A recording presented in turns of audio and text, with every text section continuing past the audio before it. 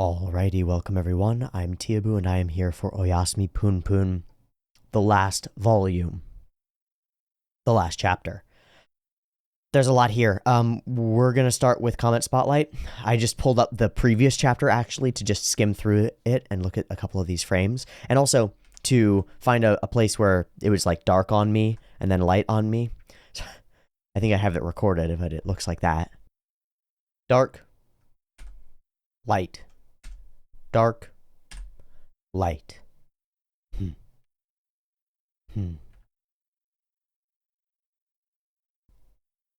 And so that's where I'm starting off. Good morning, everyone. It's Tuesday. I didn't read Punpun last week, so we've got a little bit of a break here. And the reason was because I wasn't ready to do the whole thing. And now here I am. I'm sat down. It's about noon. It's a little bit after noon. I'm going to read the whole damn thing today. And if I can't, then I can't. If I get sidetracked, then I get sidetracked. If I end up talking too much about one thing at the beginning and I talked for too long, then that's what happens. And we're just going to go with the flow. But the goal, the plan, the game plan, the idea is to read all of the final volume today. So what we're going to do is we're going to read up through to the end of the last volume. Then we're going to look at Comment Spotlight. Then we're going to look at the last volume. And we're just going to read through. Out to the beach. On the sand, the rockets. The noose, the bottle. Are you going to kill me now? Yeah. Yeah. Is it the only way? I'm at my limit, too. You don't want to be alone, so I think this is the best way. Tea. Mate. I'm putting a green tea bag, or not a green tea, a mint tea bag in with the mate to see if I can make it taste better. I bet I can. Oh shit, I should just get hold on, I'll be right back. While this is brewing, I need caffeine anyway, so. Man. So, here's an aside, but I just want to say, I feel so blessed. So often. I walk outside my room and I walk downstairs to go to the garage to grab a caffeinated beverage. By the way, I really like these. They're too expensive. It's why I'm brewing the tea, and I'm going to move off of these because they're too expensive, but I really like them. And I like the yerba too. I went downstairs and walked into the living room, and the nuclear core of the family of the house is putting up a Christmas tree and getting it ready with the intention of having a cool Christmas tree up and present for the child in the house. It reminds me of all the times that I've walked through my own homes, the places that I've lived with family and otherwise, and not had that energy present. Not had that holiday spirit, not had that familial vibe. It reminds me of those times. So see, I'm tearing up.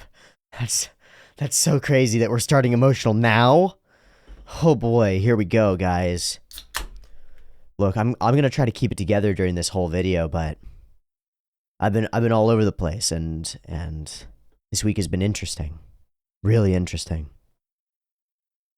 I'm a very different person than I was a couple weeks ago when we read Punpun before, and we'll see. Well, we'll see.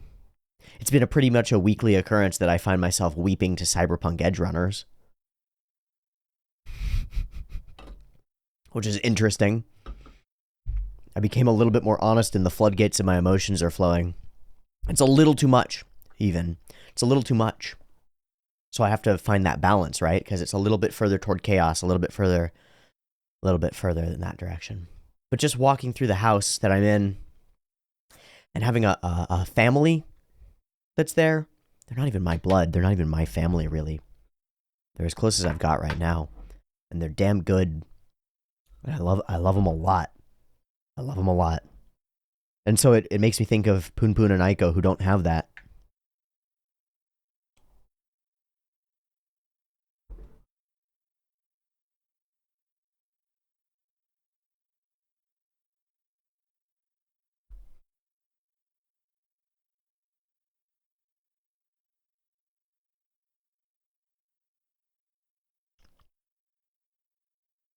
Let's have sex.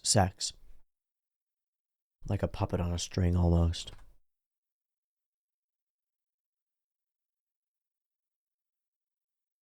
I don't want to die. Then leave. But you can't kill yourself.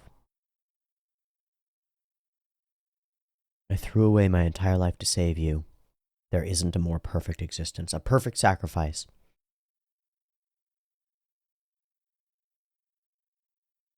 But it's contrived. That logic shouldn't rule whether people live or die. I'm sure the day will come when you're glad you're alive. And Punpun in darkness says, how can there be a bright future for a murderer?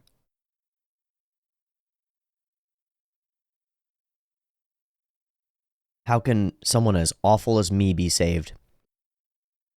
It's the same idea as Rudius from Mushoku Tensei. How can someone as bad as him have a future? Impossible. Maybe.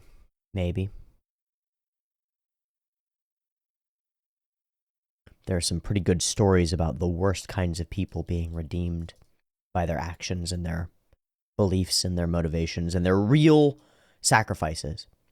Not, again, and I want to bring this up because I brought it up a couple times, not the perverse Christian Catholic idea that is, do whatever you want for your whole life and then on your deathbed repent. Not that idea. Real desirous salvation. The desire to become somebody different. How can there be a bright future? Well, there can't if you don't believe in it. That's for sure. That's for sure. And there can't if you actually murder the woman that you love in this moment. Because the previous death, the killing, even if Punpun was the one that killed her, that wasn't murder. That was actually self-defense and defense of a helpless other. It wasn't murder, which is really interesting. It was killing, and it will feel to him like murder. And honestly, what's so amazing is that Asano knows this internally somehow, regardless of the justifications. The neurology of taking another person's life will destroy a person. Just straight up. That's what Dostoevsky articulates in Crime and Punishment, is that hell is on earth and it's inside you. That's what Asano is articulating right now. How can there be a bright future? I don't know, you tell me. Start striving for it. Start acting as if there could. And it's what Aiko has that Punpun doesn't. She has a little bit of faith. Trust me, I'm sure the day will come when you're glad you're alive, even if you can't be sure of it now. And I think the reason is because she's been through real hardship. Like real hardship. And Punpun kind of hasn't. Aiko's been beaten down and hammered by the world. Tempered. Hot, cold. Tempered like steel. Like glass. Made sturdy. Made stronger. You're not a killer.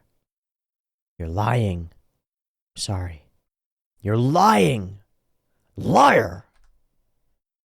You were just a bystander and he needs it. I'm glad I finally told you. And night falls. Together they lay. Pop. And his conscience comes back.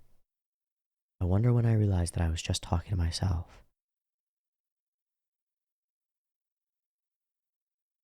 Somebody shared with me the colored version of that image. I'd like to go and find it. That one. Look at that shit.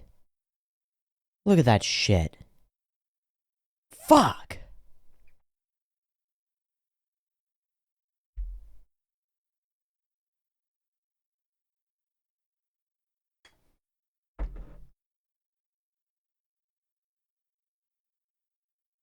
And we move toward the death. The explosion. The last message. And Big Bro Muho's ideal. A little pff, a little puff.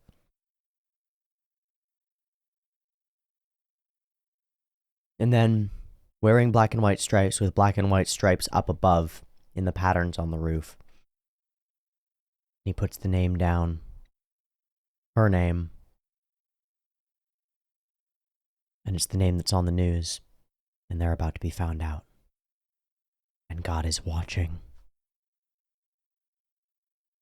And so the end is coming. And so we dive into it.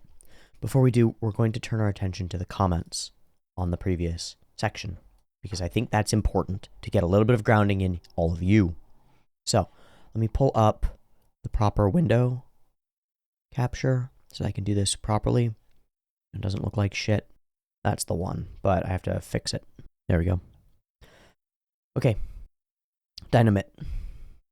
96. Going through Punpun again, I really am just struck at how utterly sad and tragic both Punpun's and Aiko's lives have been and are.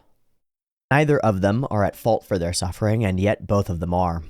They've both floundered for a decade since their first meeting, and even when they reunite, and dare to dream of happiness together, it's all ripped away from them. The only question now is what lies at the end of this road. This island, nowhere left to go, nowhere left to run to. Nothing but space, nothing but nowhere. Will it be an impetus for a change for the better, or is this where reality catches up to our pair of broken birds? Or, to take the symbol that is presented with her in the previous frame that we were just looking at, the bird is Punpun, but Aiko is a lamb. The lamb who was slain, the sacrificial lamb. Asano's metaphors are pretty layered. Timo. My final comment, which I dare say will blow your mind, and I've never heard anyone mention. You know the two tiny squares / panels between almost every chapter, like at 10320? Well, these are almost always double spreads. Look at the double spread as a whole. It is like the two eyes, two lenses of a character, maybe of Punpun. And that's why I think the boxes are so tiny. It's a literal reflection of the world he sees in his eyes, even if it often shows Punpun himself. Adding to that, most of the time, the background, the head, is white, while other times, later on especially, it's black. Just like Punpun's head had become black. And funnily enough, Punpun's one eye, the bandage, is also a square. So, yeah, Asano's a pure genius. Tying this together with your talk about the symbolism of different eyes at 147, and about the third eye of truth or unity, look at 149.25. The two small panels, aka the two eyes, are separated by this other full vision of the pure and beautiful Aiko in the middle. Let me check that moment. Bink, pure Aiko in the middle, and then the other side is there. One side, Aiko, the other side. Yeah, I believe it, man. I believe it. I think you're actually on the money. I got no complaints about that interpretation. That's pretty fucking sick, dude. Maybe this is the vision he just saw with the representation of his third eye instead of the narrow / normal lenses of his right and left eye. And this connection or potential meaning of the middle panel, I only realized because of you and your amazing commentary and analysis of so many things in this video. Glad. Thanks for sharing it. I appreciate it. It made me realize something interesting too. Whether it's intended by Asano or not, it's a spectacular piece of work. We can take a lot of inference from it. And I'll leave the rest be. Hamster Duct Tape writes, "Damn bro, I'm trying not to not get parasocial here." Yeah, I know, right? But I love watching this stuff. I have a lot of feelings, but I'll just say I'm happy I'm not alone. Thank you for being. Thank you for being. Appreciate it. We need more people being. Fiat Lux. Yeah, my hair light, my upper light isn't on. Okay, and, well, there's another one by Timo, which is the main one. Comment 3, this one is all or mostly Punpun related. This episode / reading of Punpun but was by far the one I got the most out of. Also because you added so much and shone light on so many different things I didn't realize about the manga until now. Because it was so interesting and exciting, I actually took a lot of notes. Let me organize these notes as each its own bullet point. First of all, the symbolism / metaphor you shone light on at 124 about the construction around the spaceship, the big scaffolding, was amazing. It's right there in frame, them looking at it while Aiko is saying, if we had a child, I want it to live free without any restrictions. The kid is right there as the rocket, constrained behind the thick layer of constriction. The rocket is something that can fly, that can be free, that can even reach different planets in space. Literally Punpun's dream, right? It's the way to get to Punpun's dream. It is the symbol of infinite potential and freedom, and as you mentioned, the construction is not necessarily bad. It's a metaphor for stability and scaffolding and foundation that holds the child or person in place until it can finally take off. But how it will take off, and if it will at all, is almost fully determined by the child's surroundings and their upbringing. The upbringing should should only be a supportive atmosphere for the kid to eventually take off and be free. The problem with Punpun, to some extent, many problems, is that the upbringing was crap. Partly, his nuclear family fell apart. His scaffolding was falling apart as he was becoming a rocket, right? Like, damn. And it made the construction and walls around him be built bigger and bigger, and it made it so the walls even grow on their own in negative ways, as the upbringing did not cultivate stability, love, nor freedom, right? And so Punpun as a rocket grew roots. And you don't want to build a rocket that grows roots into the ground, right? That has scaffolding that's locked in, that has barriers and walls and armor that's a part of the rocket. A rocket needs to be light enough to be free. A space shuttle needs to be light enough to be free. And it can't have roots growing into the ground, and it can't have fear. It can't have restrictions like that. And Punpun had them. So you're exactly right. Which ties greatly together with the second thing. At 1:43:15, Punpun has taken off his rucksack, but is now laying as a weight on his stomach. As he decides to still hold on to it like it's his everything, as the strong cross-armed holding posture visualizes. I'm just going to go find the moment so that I can see it specifically. Right. Holding on to his baggage. Literally holding on to his baggage. Good catch, Timo. I didn't catch that. Literally holding on to his baggage, right? The rucksack symbolizes all of Punpun's accumulated past. Literally his baggage. Accumulated past, the construction, the heavy burden, the trauma, the baggage, the trauma. And even when he's lying down to rest, he is not able to put it away. Not able to let it not let it weigh down on him. It's a clinging. He's become obsessed with his dark past, the rucksack also being black. He's romanticizing and twisting his past and memories to his own liking. So even though it's terrible, he has grown too connected to it to be able to let it go. In a way, because it is, in his mind, what defines him as a person. And in a way, because it is what defines him as a person. Because you are defined by your hardship. 100%. It's embodiment, it's proprioception, it's intero and exteroception. It's the feeling of yourself and what is outside of you, and you only find it through obstacles and trauma. You actually don't know who you are, is the idea. You actually don't know who you are until you hit enough walls to be able to push against them, and by pushing against the walls, you can find out who you are. Quite literally, a baby doesn't know where it is because it hasn't figured out the neuronal links that say, this is the edge of me.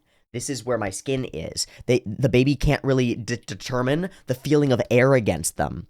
But we, as adults, we have the feeling of air against us all over us all the time. Same with you're now conscious of the feeling of the air all over your exposed skin, and you're very, very conscious of all of the feeling of all of the clothing that's touching you, right? That's the shape of your body.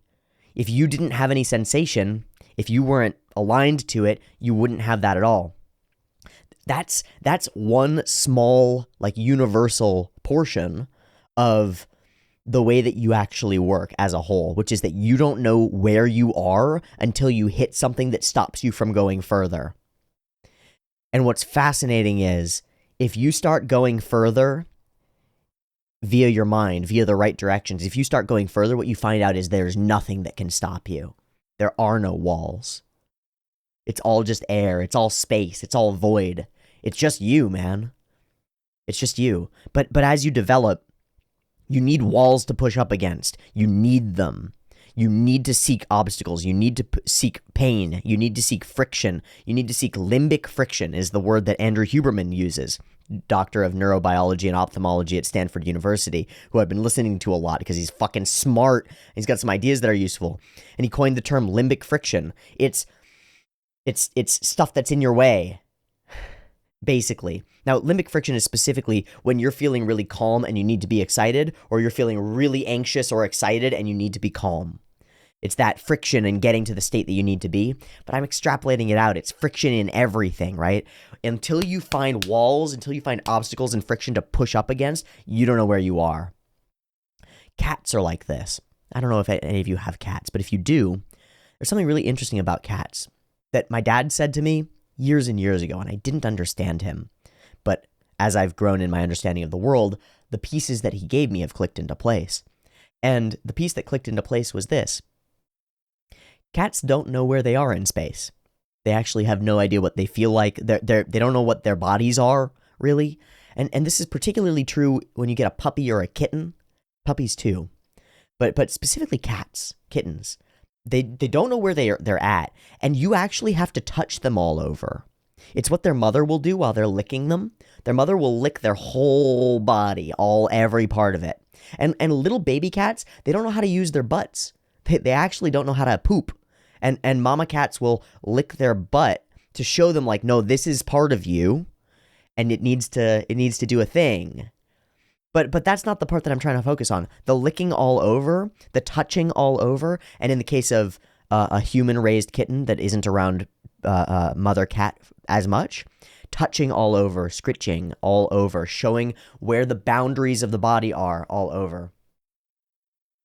That's the way that you show the cat how to be. And the cat grows into its body because you do that to it. And it wouldn't grow properly if you didn't do it. It's really interesting. And the same is true of people. We need touch, but more importantly, we need walls. We need stuff to outside of us. We need to know where we're at. We need to be able to push against things. The best exercise that has done more to change my body in the last months than anything else is going up to a brick wall, putting my hands and lining myself up against it and pushing, because it's bigger than me and I can't break it and I can't push it down. But just the act of pushing as hard as I can against it, it lets me understand where I am, literally where my physicality is in space, and it realigns my physicality as is. No idea how, no idea why that works, but it works. So even though it's terrible, an obstacle, something awful, a trauma as well. It's also trauma and stuff that he's carrying around with him. It's this parasitic entity that lives inside Punpun, right? That is trauma, Stockholmy, you know. He has grown too connected to it, too many roots, in order to be able to let it go. In a way, because it is what defines him as a person, because it is. The next thing that I never noticed, and it hit me so hard, is what you mentioned about the what ifs. At 106.22, Punpun responds with, "Is there any point in talking about what ifs right now?" To Aiko's positive imagination of a different possible future, he rejects the hope. But at 129, when Aiko brings up a negative view of the future, a pessimistic thought, Punpun says the same thing. That's why I think what ifs are meaningless. Only in this context, the meaning of this statement is completely reversed. Suddenly, because Aiko was able to break through to him in some way, he rejects hopelessness, reject common sense, and embraces the now, because in that moment, in that now, he was feeling good. It's all perspective from the point of view of the person and where you're at in the moment. The sole reason for Punpun's rejection of any kind of hope was his own mental and physical state of deep unhappiness, and the only thing that was needed to finally grasp just a bit of hope is feeling a little bit better now. To me, this also shows how much perspective we lose when in bad states, be it physical or mental. We get tunnel vision and are only guided by that current darkness or misery we feel in the now. So that's fucking correct. Bingo correct. Your current mental and physiological state determines your ability to think. You think you're a good person, and you are, but only while it's peaceful outside. If things were to go chaotic and shit, you'd be looting, killing, and raping with the rest of them. Unless you had control of yourself. And so you need to become aware of the part of you that wants to loot and kill and rape, and you need to put a fucking leash on that shit, man. But this idea that you present, I don't know if you got it from a person or if you articulated it just right now, Timo, but you are right on the money. And here's what I mean. Here's why I say that you're right on the money. When we are in a highly emotional state, emotional states have valence. When we're in a highly emotional state, and this is, again, a Huberman idea, our autonomic nervous system goes up, so our heart rate goes up, our pulse quickens, our eyes dilate actually, so that we can focus on something very specific, and very literally in our eyes physically, our focus constricts. And when you're really angry, people will mention tunnel vision, right? You can only see what's right in front of you. You can only see what's right there, or really upset, or really sad, or really scared, your vision restricts. Scared is different, actually. Scared gets you paranoid about everything. Scared gets you open up. It gets you open, wide eyes, like, you're looking around. But it's that same autonomic response. And you can't think of anything but the fear. Or you can't think of anything but the thing that's pissing you off, or the anger. I've been dealing with this a little bit in the last day. I had a really, how do I even put it? I had a really uncomfortable interaction with a person at the gym yesterday. And it's the first uncomfortable interaction that I've had. It's a guy who works there, actually. It's really interesting. And I've talked to this guy 10 times, 12 times or something. But he was showing somebody something else, and I went to him and I was like, oh, you could also do this. And he was just like, no, you can't. No, that's not a good idea. No. And so I was like, well, you can. It just works. He's like, no, it doesn't. It's like, okay, never mind. I don't. Keep going, man. I don't want to mess with you at all. And he started immediately going in on me. The phrasing was, yeah, well, do you have a kinesiology degree? Have you squatted 400 pounds? Have you squatted 400 pounds? Yeah, I know what I'm fucking talking about, man. Do you have a kinesiology degree? Yeah, I don't listen to people who wear underwear at the gym, which is very funny. I was wearing shorts, moderately tight ones, because I got these nice shorts that I really like. It's like, I don't listen to people who are wearing underwear at the gym. Huh. It's like, wow. I had walked away. Right, I'd broken off, and the person was really like immediately hostile, not just defensive, but hostile. And it became so immediately clear to me that this person who I actually had respect for before yesterday, and still have respect and compassion for, but I'm working on that respect and compassion. I'm working on it, and it's a working process because I hate him right now. I actually really, really fucking hate him right now, and I'm really pissed about the way that he treated me, and I'm shocked by how quickly such a person was able to go from, we've talked so much, it boggles my mind. I've shared interesting things with him, he's shared interesting things with me, and then something about the way that I approached him there triggered an instant hostile defense response, and he was like, whoa. And so it made me realize that this lad that I had some respect for is actually hyper insecure. The poor fucker has a kinesiology degree, and he knows that he doesn't know anything, which is so funny because I know that he doesn't know anything. I know that he knows a lot about kinesiology, and I also know that most of what is taught in kinesiology courses at the college that he goes to, because I have a friend who goes there, is trash. It's absolute garbage. Same with the personal training certifications that he has. They're garbage. I've went and looked at them. They don't teach the right things. They're wrong, actually. So you see it. The reason that I wanted to get into this state is because I wanted to force myself to...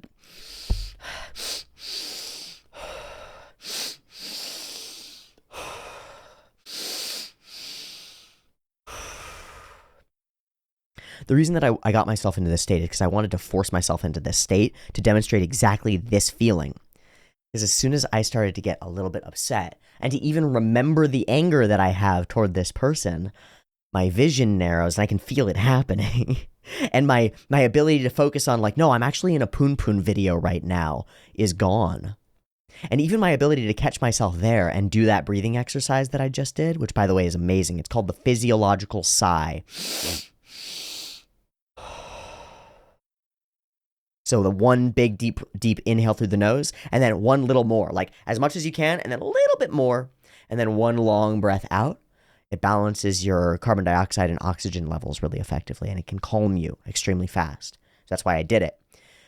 But here's the problem. When you're tunnel visioned in, which is what I was, I allowed myself to get a little bit angry there. And in that anger, I couldn't focus on anything else effectively. And what happens is it's all the tools that you have, the toolkit of physical stuff, of meditation, of breathing exercises, of thoughtful exercises, all these things that can fix you, that can help you survive that moment of anger, you forget to do all of them because you're focused too much on the anger. So you need to build into yourself a way to snap yourself out. For me, part of that is having a camera on me so I get to watch my own ass, right? I get to actually watch myself. And then a few hours from now, when I go and I start editing this video, I'll get to watch myself. And I'll get to go through it and I'll be like, wow, T a couple hours ago got really frustrated about a silly thing. Interesting. And that's what's so frustrating to me is that the interaction with the person yesterday doesn't matter. And moreover, I really feel bad for the guy. Like I want to love him. I want to respond with love and compassion. And there's this obstacle inside of me, which is the hedgehog. It's that he poked me, man. Like he really poked at me in a way that was like, wow. Cruelty, actual cruelty for no reason. Why? Unnecessary. And it puts me into that, you're part of a different tribe. You're an enemy sort of state. And that's the opposite of where I want to be. And my body is stronger than me at it right now. So I have to watch it and I have to get stronger than that shit. And I have to take it and I have to put a leash around it. Because again, It's nice when you get to walk around in your world and have all these lovely interactions with people, which is what I've had over the past few weeks. But then I have a pretty serious, like, oh, that was conflict, right? And to be clear, that conflict could have gone a lot of directions. A lot of directions. It could have become a physical fight in the moment immediately. Immediately. He was ready for it too. In fact, I think he was hoping for it. And I have to wonder. See, I'm wondering all these things. I wonder if he's on testosterone, actually, because the snap into immediate anger and hostility was so shocking to me. So it makes me wonder if there's something like exogenous in his system that's making him frustrated, or maybe he just had a bad day. I don't know, but man, just that little bit of hostility was enough to really shake me. And so I wanted to bring that up here. The only thing we needed when we were in that moment of deep unhappiness is a little bit of hope, a little bit of light at the end of the tunnel is the way that we ideate it. And the same is true the other way. You can be walking around, and a little bit of real darkness slips into your life, real hostility, malice. Because the way that this man spoke to me was malicious. It was, let me find what I can tear apart about you. And he can't hurt me. Like, not even a chance, right? Not even a chance. I'm so, he can't actually hurt me. But he can hurt me. And he tried, it's that he tried. The fact that he tried really, really like, oh, whoa. You intend evil. You actually intend it. It's not by mistake. It's not by chance or by accident. It's like this guy actually wanted to hurt me. And so he looked at me, and the best thing that he could come up with was, your shorts are stupid and you look like you're wearing underwear on the outside. It's like, all right, man, cool. That's what you've got? Great. Good. That means I'm doing something right. But that little seed of chaos, that little seed of darkness rocked me. And that's fascinating. So that's the kind of thing where I've hit this obstacle, and now that I'm aware of it, it's like, oh, wow. Oh, wow. I need to seek that out more. I need to seek out the friction there. So maybe I need to go and do competitive sports or something, or competitive gaming with people who are assholes, who will actually who will look at you and try to read your soul and then try to criticize it in a way that hurts you maximally. I think that's what I need. I need somebody to roast me, like actually, and I need the people who know me to roast me so that it hurts. That's probably a good idea. Anyway, I bring it up because it's so fascinating, and the reason that I kind of bring it up is that little bit of something in the back of your head can really cause that tunnel visioning. It's fantastic. It's fascinating. Okay. Next, at 151:18, Wada says in dismay or even fear, that's not good. That's not good. You might really be channeling God. Despite always having known about Pegasus' predictions being 100% correct, he never believed in any miracles, God, or in any wishy-washy stuff. He has been obsessed only with absolutes, with mathematics, so to say. And it is only now that he has seen Pegasus see through all of his intentions and plans that he suddenly starts believing in God. And maybe also in some of the weird stories Pegasus has been saying surrounding his predictions. Only when Wada realizes Pegasus is one with himself, Wada, and maybe one with God, aka all other, he started to reconsider. I don't know about the one with himself, because I think he actually sees himself as Mephistopheles, as devil, to the god that is Pegasus. And I think his fear is, oh shit, you're actually channeling something divine and beyond me. I thought I understood. But I don't know. I find it very hard to read Wada. Muho, I should say. Hey, I just got a message from my roommate. Apparently, the companies Trump Corp and Trump Payroll have been found guilty for 15 years of tax fraud. That lets me be a little evil. That lets me be a little malicious. Oh, shoot. I closed the damn comments. By the way, I just have that image, the one that's up right now. I just have that on my left screen. I was hoping that I could use it to make the computer give me some more naturalistic lighting by putting like a screen of natural hues. I think it actually works. So look, this is well, let me take off all the bright stuff. So this is gray on the background. This is all gray. And this is what I look like with the whole thing up. See?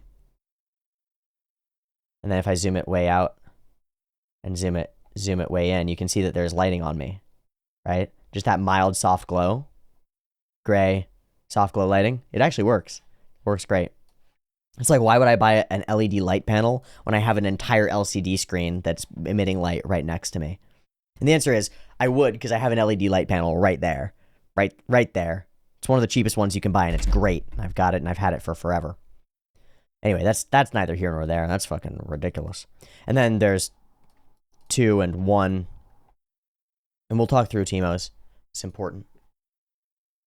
But I'm going to move on from Teemo for a second to let some other people speak. Billy Arduino. Arduino. You make Arduinos? I kid. Around 153.58, I think the talk about promises and holding yourself responsible is super important. As someone who has lied to themselves for years about wanting to change and stagnating because of it, constantly breaking promises and having worse relapses each time, for example, each time I promised myself to work out and failed, it takes a lot longer to get up the next time, It's much easier to form a small habit or a small promise instead, 1 push-up. Just do 1 push-up every day. Give me a sec.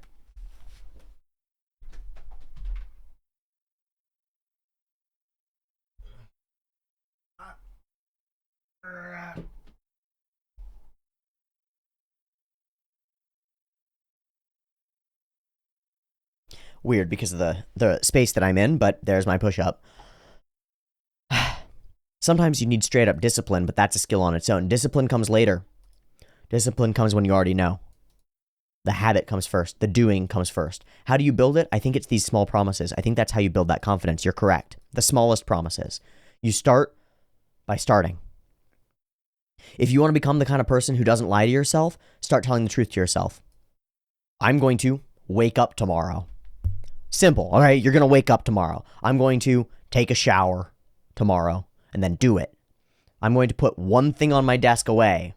Let me see. Well, this is trash. Throw that there. Those are out of place. Put that there. That's out of place. Put that here. Oh, this is just some random papers that I've allowed to get all over the place.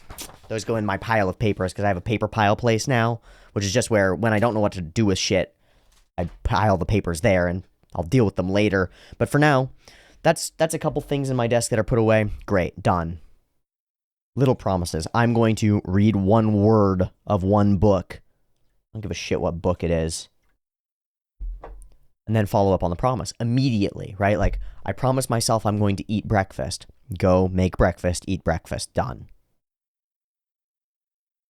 Sometimes you need straight up discipline, but that's a skill on your own. How do you build it? I think it's these small promises. I think that's how you build that confidence. Maybe telling myself to work out is too vague. Maybe in between studying my Pomodoro timer, I can do like 10 push-ups. Maybe I can start there, and I just did. Good. And it feels good. Good.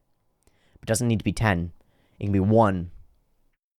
Another one I do is count down from 3 to turn off the hot water in my shower and brace myself for the inevitable discomfort that comes from purposely fully taking myself out of a blissful moment. Very good. Yeah. You have to get out of the hot shower. It's really easy to stay in there. These may seem silly, but my God, do they make a difference in your day? They certainly do. Actively apply yourself to hardship, which is the same as getting out of the hot shower. Here's my thing. Here's what I'll say. I want you, the next time you take a shower, I want you to get in while it's cold. It only has to be for 1 second. You just have to get in while it's awful and cold, and then immediately turn the handle toward hot. And just stand in there until it gets hot. And it'll just be, right? But the moment that matters is the moment where you went, oh shit, that thing is cold, and I'm going to get in it. I don't give a fuck. That moment will save your life. You figured it out, Billy. You actually have figured it out. Start building a structure on the basis of the tiniest habits. Go get this book. This is Atomic Habits by James Clear. The atomic part of the habits isn't like really cool habits. It's their atoms, their individual little things, tiny, tiny, tiny, the tiniest things. But you stack a bunch of them together and they're everything, right? So tiny habit, wake up at a certain time. Tiny habit, brush your teeth every day. Tiny habit, read 1 page of 1 book. Tiny habit, do 1 push-up. You set enough little atoms together and suddenly you a molecule, motherfucker. And then suddenly you're not just a molecule, you're like a complicated organic compound that has effects that you don't even understand. You have no idea how complicated you could be. You have no idea how effective you could be if you were to get a couple of your little atoms in line. Atoms. Atoms. Tiny, tiny, tiny. My God, did they make a difference in your day? You're damn right. Okay, I think that we'll go to comment 1 from Timo, but first I'm going to go to Gurgle Schlortz. Well put, says Gurgle Schlortz. I agree that turning away from your demons can cause you to be overtaken by them. I've been examining mine for quite a while, suggestions of things that I'd rather not talk about in polite company. I'm a little bit aware of what you mean, man. Like, you know, I haven't seen your darkness, Gurgle, or Ebibe. I haven't seen your darkness, but I've seen hints. I know that you harbor it within you. Ideas spring to mind that seem worth analyzing, if only for a better understanding of my subconscious view of the world. I'm not as revolted by the violence that I sometimes conceptualize as I had hoped. But given my line of work, I suppose there's a chance that an above-average tolerance to that violent nature could be the difference between life and death. Well, as far as I recall, you're military, and so that's exactly right, man. You having a little bit of hardness to the violent tendencies that you have, probably necessary, and probably you're in the best place for yourself, for now. But hopefully it never comes to that. I hope so too. I'd really like you to be on this journey for a long, long time, buddy. And I mean buddy. I don't mean it in a condescending way. Sometimes people go like bud or whatever. I don't mean that. I mean friend. I mean brother. You've been here a long time, man. I've been getting comments from you, good comments, interesting comments from you for a while. You've been thinking about things hard and seriously. And I appreciate it and I approve of it. And I'm proud of you. I'm proud of you for reevaluating yourself, even though that's so silly. You know, I think you're older than I am. And, you know, you've got a ton more experience in a lot of ways, but I'm proud of you. And you deserve to be proud of yourself for thinking these things through. And I don't think it's all bad that you feel some of the ways that you do. Part of it is reasonable. But it's definitely something to consider. I would say there's no need to be revolted by your capacity for violence. But if you are to ideate your violence, ideate turning it against people that you hate, which is the easy way, right? Like it's like when I think of the guy at the gym who is mean to me, I can ideate horrifying violence against him in an instant. I can ideate multiple directions of violent, evil murder. I can do it in an instant. They're right there behind my eyes right now. Right now. I see his face covered in fucking blood. And I'm the one who put it there. Okay? So it's really easy to ideate that against something that you hate. If you can capture that and take it and see what happens to you if you turn it towards something that you care about. You know, or something, or the representation of such. Like, what if I were violent toward a kitten? Do that in your brain. And if you have a, oh no, sort of a response in any way, you're still alive, man. You're still human. You're no psychopath. You're no psychopath. You have empathy. Foster it. Don't kill it. Foster it. It's not weakness. It's strength. It's strength. Empathy is strength, not weakness. I believe in you. I believe in you, Gurgle. I really do. I actually think you're a good person. And that might be the most hurtful thing that I can say to you, but I actually think that you're a good person. I believe in you. Okay. First one from Timo. I'm not sure how useful or positive it is to separate yourself into multiple selves like future, now, and past. I totally get it, and sometimes I feel like that's exactly what I need to do to not be lazy and take my future more seriously. So I think this was me talking about like, good job, future me, or like, good job, past me, thanks, past me, here you go, future me, and just thinking about it as like, what can I do for my future self, or what has my past self done for me, and envisioning them as parts of you, sides of you. I don't really separate them out into multiple selves. It's not really it. It's that they're parts of you. Anyway, at the same time, what I've come to believe or realize is that the only way to hate yourself is by splitting yourself into different entities. Yeah, there has to be the one that hates and the one that is hated. The same goes for loving yourself, which is why I find it an overshared, misleading, and even toxic quote. Trying to love yourself to split yourself apart might be the first step to schizophrenia or just madness. I don't think so. But I do think the trying to love yourself is hard, and it's not. Most people, when they try to love yourself, they think, oh, yay, oh, good. And the reason is because most people don't know what the fuck love means. Love is sacrifice. That's what it means. It's an embodied belief. You do it. It's not a think, it's not a feel, it's not a lust, it's not a want, it's not a desire. It's sacrifice because of empathy. It's sacrifice because of care. You see another person, you know how they could be hurt, you know how they could have a better existence. You work and sacrifice of yourself to make sure that they hurt less and have more of a better existence. That's love. In essence, people try to love themselves and others to feel more whole. It's the longing to remove all of the madness and remove all divisions. It's that longing, but that's not love. That's fear, man. That's pussy shit. That's cowardly. I mean, and when I say pussy shit, I don't mean vagina shit. I mean cat shit. Like cats. Pussy. Cats. Because cats are scared of everything. They don't want to be whole. They don't care. It's the longing to remove all the madness and remove all divisions, being one as yourself, but also one with others, the longing to become something bigger by inclusion. I think the first step to reach this feeling of wholesomeness and love is to stop trying to love yourself. I don't know if that's true. The next step is to be in the now. I actually think that that's the first step. And realize that now is the only reality, and that past or future are legitimately only a construct of our mind. No. Sorry, I disagree. Just by being in the now, by example, by observing our body and senses, yes, we suddenly feel more whole and more of a sense of love, yes. So again, I'll switch it around. I think the first step is actually to be in the now. I think ideating love is useless in the way that you're ideating it. Reaching a feeling of wholeness or love, I don't give a fuck about any of it. Just be. Actually just be, and then start do. You be, and then you do, and then you're done. That's actually it. Be and then do and then done. And that's it. And that's what your past self has done every time. Your past self was a certain way, it did a certain thing, and now it's done with it.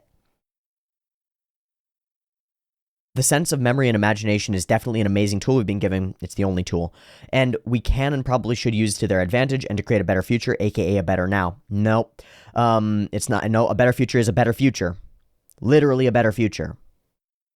But the problem is that many, if not most people, one problem is, many, if not most people have lost control of their mind, and in return, the mind has taken control of them. Okay, sure. So the mind is a subconscious entity that's built of multifarious, split up personalities. You can ideate them really effectively as the gods, the Greek gods, if you'd like, or the Roman gods, or even the Hindu deities work effectively, as far as I can tell. But the Greek gods are one of the best ideations, and it's really useful. Or the Norse mythology gods, those are great too. Odin, Thor, Loki, the trickster, and the good son, and the father with the one eye, and the ravens, and there's some good mythology in Norse mythology. It's good stuff. It's good stuff. You are a multitude, your mind is a multitude of all of those things that are just a seething multitude, mass. And if you lose control of that multitude, they have personalities of their own. They're actually personalities. Your lust center is its own whole person that will act out all of the being of lust. Your rage person, your Mars, Aries, war, hatred, right? That's a person, and it will take over all of you, and you can become only that person. And then you are an aspect of Mars. You are an aspect of Aries. You are an avatar of evil. Not evil, but war, of destruction. And you meet people who are like this. I've met people who are like this. We're walking around waiting, ready to fight, just for the sake of it. Hateful, destructive, ready. Oh, it's really cool. But you'll also meet people who are overtaken by greed or gluttony, for example, and they're really an aspect of it. And they're no longer a person. They're no longer a whole person. They're just the one persona on the inside, and that's taken over them. So you're 100% correct about this part, the mind taking control of you, or the minds taking control of you. We mistake our memories as reality by bringing them into the now or being too identified with them. And we already suffer the future by imagining or hallucinating various things in the now. Very true. I do think that they can be a really powerful tool, but they certainly have to be used with wisdom and control, and also without too much actual imagining, and more so just as planting a seed of intention. Because we have to understand that nothing we will ever imagine will 100% be the same, will happen exactly the same in the future, and that in the non-imagined future, aka the now, will hold opportunities and events that you could never have been able to imagine. Right, it's a simulation. You can't take it as rote. 100%. Imagination is created solely out of the pool of memory. No. We're more complicated than that, man. Don't dismiss the power of imagination. It's way more powerful than you're giving it credit for. Created out of the pool of the memory, the accumulated past. It is, but it's also created out of uncertainty. It's the quantum computational ability of our brain computers is to create uncertain possibilities. And we can actually factor in the non-deterministic states, the parts where you say you can't even imagine what could happen. You can actually put those in as parts of the equation of your future imagining that are like, even if I don't know everything in this box, I can still imagine everything else around it. You can actually do that. It's very helpful. Created out of the pool of memory. So anything new can only happen out of the now, not out of memory nor imagination. I just got very inspired by the book The Power of Now by Eckhart Tolle, which I must recommend to everyone. And I've had recommended multiple times, and I think I've read portions of it, and I agree with it immensely. However, this idea that's here of the first step is to reach it is to stop trying to love yourself. I don't think so. The first step is to just be in the now. That step the be in the now step is universal. The stop trying to love yourself step only works if you're trying to love yourself. Only matters if you are. And just being in the now means you're not thinking about that. So that's good enough. Now is the only reality, and that past or future are only a construct. They're not, though. They exist. The past literally exists and has been, and the future literally exists. What's really interesting is that you're feeling like you are in a specific element of time. That's the construct, because you already exist in all the ways that you have all the way till your birth, back to your birth, and all the way to your death. That existence is already sort of rote. It's manifest, like Laplace's demon. It's all manifested and articulated, and you have free will along the course of it, which is crazy. But the idea that you're actually in the now and you're not the past, present, future, all one self is false. If you were a one-dimensionally higher being, you would see all of you as all of you at once, and it would be all of you. And we're about to get there, because the singularity processing quantum computing AI will be able to look back at all of you as one. Super crazy shit. Regardless, I agree with everything in your comment, just not the way that it's arranged mostly. Does that make sense, Timo? I hope that it makes sense that I really agree with you mostly. Okay, and then comment 2 from Timo. I also loved your entire talk and stream of thought about facing the abyss, watching the demons crawl out of it, and then just watching. I also really liked all the comparisons you made to pieces of fiction which have tackled these similar topics and aspects in their own ways. I skipped a few of these because I haven't seen most of them and they're on my watch list, but I'd be more than willing to go back to this at a later point. I also found your perspective of labeling food and sleep as demons really interesting. Often, only desires not essential to survival are labeled as such, but after hearing your words, I realize those are really things I battle against every day, like they're my own like they are their own identity, right? They're gods or demons. Daemons, spirits, the spirit of hunger, the spirit of lust, the spirit of anger, the spirit of greed, the spirit of thirst. And as these desires are essential to survival, the bond is the strongest. So maybe loosening the tight bond to those things at least a little can give you a feeling of deep liberation, a little bit. I guess this is also why I've been thinking about cutting out certain foods or fasting altogether for some time, though I haven't done it yet. There are some great benefits for fasting.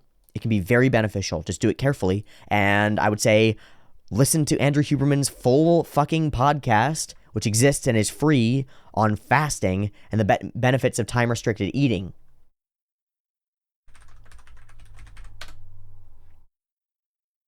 The effects of fasting and time-restricted eating on fat loss and health.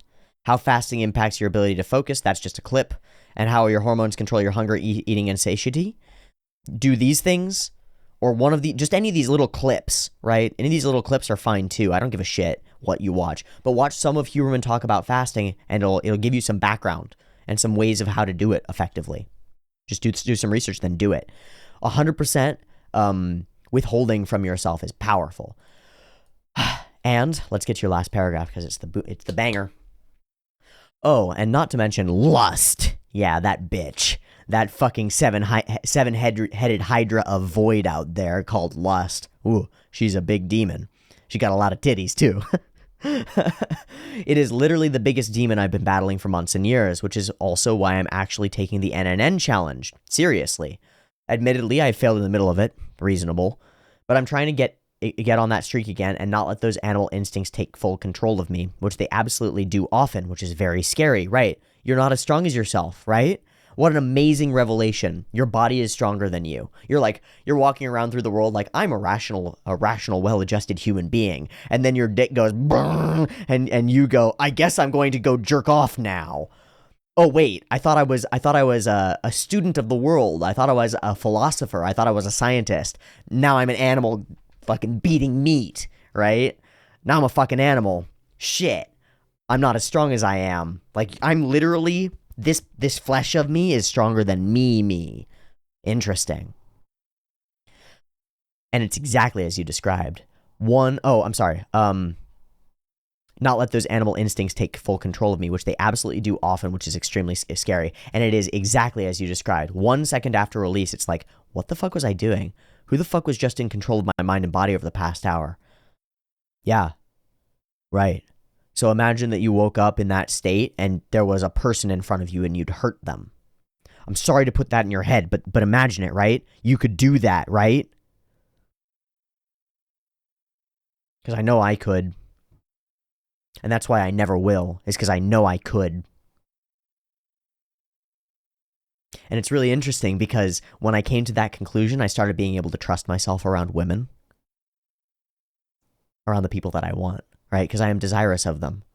And when I realized that I was capable of being desirous in a harmful, hurtful, and self-focused way, and that desire could be perverse, and I really came up and faced it, I was able to put a leash around it, and lust doesn't rule my life anymore.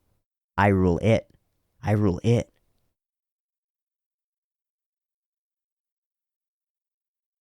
And I feel so grateful for you sharing your experiences. Now I feel less alone and less weird, even if I do feel like I need to stop letting that urge or demon take control of me again. Okay, so there is a risk here, which is that you're going to get into a guilt cycle or a guilt shame cycle.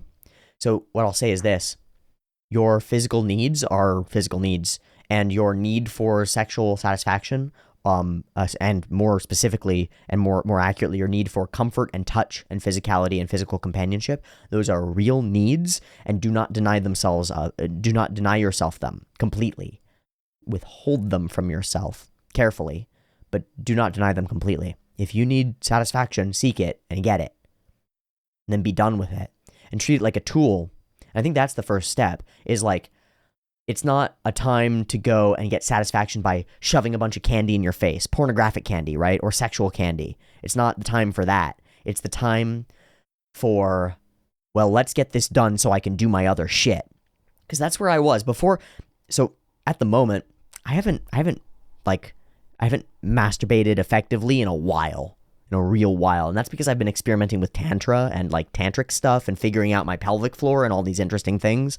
And I'll share those with you once I figure out any of it, because I haven't figured out any of it. But I haven't needed to.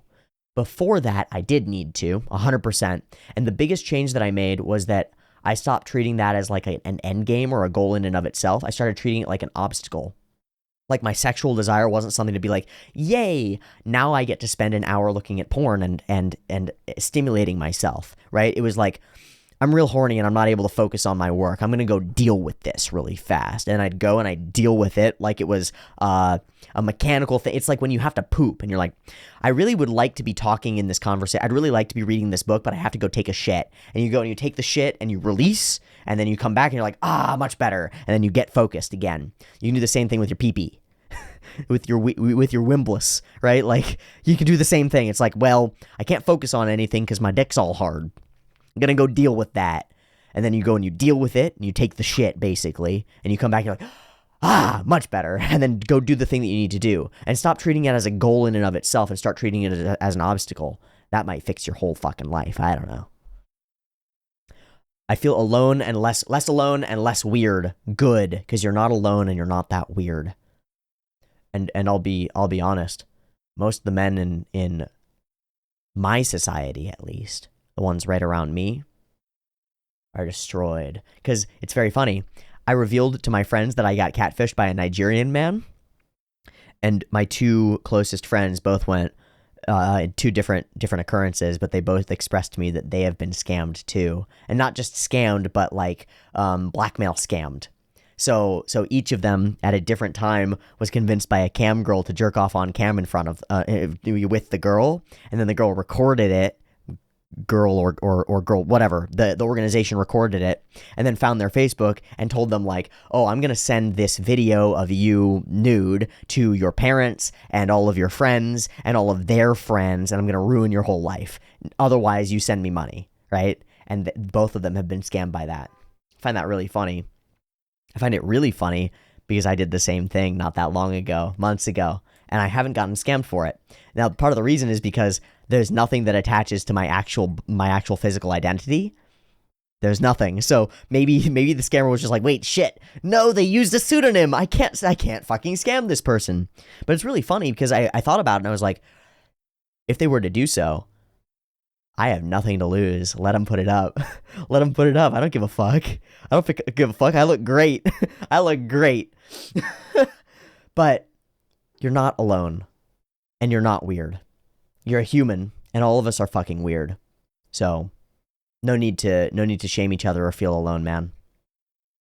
And as you try for No Nut November and succeed or fail, love yourself anyway. I know in direct contradiction to some of our previous conversation, love yourself anyway. And what I mean by that is have compassion for yourself anyway. Have compassion for your weakness. Because you're going to go, damn, I'm so weak. I wasn't even able to make it a month. I wasn't able to make it a week. Have compassion for yourself. You're an animal. You're a dumb monkey. And your dick is actually stronger than your brain. It's built into you to be stronger than your brain because it's the mating response, right? It's evolutionarily so. But pornography and sexualization, they hijack those systems, so they'll fuck you up, man. Anyway, you're not that alone. I believe in you. Jason South says, I feel like you would love the Garden of Sinners movies, and I say you would be correct, given that I do. The Hyokai no Kanata movies, they're fantastic. And then also you talking about only looking away from the abyss, I feel reminded about Neko White with Mamaragi talking to Hanakawa. If you're only averting your eyes, you're not really running away. Bingo. Barkred says that Aiko 2-page strip is actually rainbow colored. I would like it if you revisited it. We have done so. I'll just say, you may be right about Foucault, but as far as I know, after reading some of his late works, Derrida never said or argued for something like this. I may have been mistaken. I apologize. I'll go do more research, and I have to actually get books, the primary thesis texts by Foucault and by Derrida in order to get that grounding. I have that grounding from coming across their works a few times in debate and utilizing their works for critiques, philosophical critical arguments. But those were a long time ago, and so my memories of them are muddled, and so my ideas of their ideas are secondhand, probably, and probably not great. So thank you for the call out. I appreciate it. I'm probably not correct. Nini and I have talked through, and there's this big comment, and I'm going to read through some portions of it. That's wrong too. That's me downplaying it, and that's not what I want to do. I'm sorry. I apologize. That's the wrong way to put it.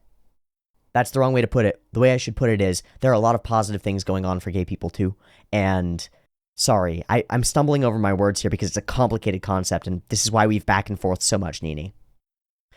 So I'll say this. I want to talk through Nini's comment here, but I don't think that I'm capable of doing it because it's actually way too complicated in here, and there's a lot of darkness. So what I will say is this. I agree mostly that our global ideas about femininity and masculinity are really out of whack. I agree entirely that being careful about what I say about LGBTQIA plus individuals is very important because I have a platform and I've recognized that I have some power. And that power can shape people and it can hurt people. And so I have to be very careful. And so part of what I'm doing to be careful is not talking through this comment right now because I'm not prepared to do it. And the chances are that I'll hurt somebody by saying, and potentially myself, potentially the ability of people to watch this video by saying something flippantly in my discussions of your comment, Nini, that would be foolish. But what I will say is back to the basics. People are people are people are people. No matter what label you put in front of it, trans people are people, gay people are people, black people are people, brown people are people, white people are people. I don't give a fuck. Female people, people with uteruses are people, however you want to frame it. I don't give a shit. People with penises are people. I don't give a fuck. That's a human fucking being, right? People are people, are people, are people. And people deserve respect. Fundamental, inalienable human rights. There's something transcendent about the logos, about the human consciousness, about the soul.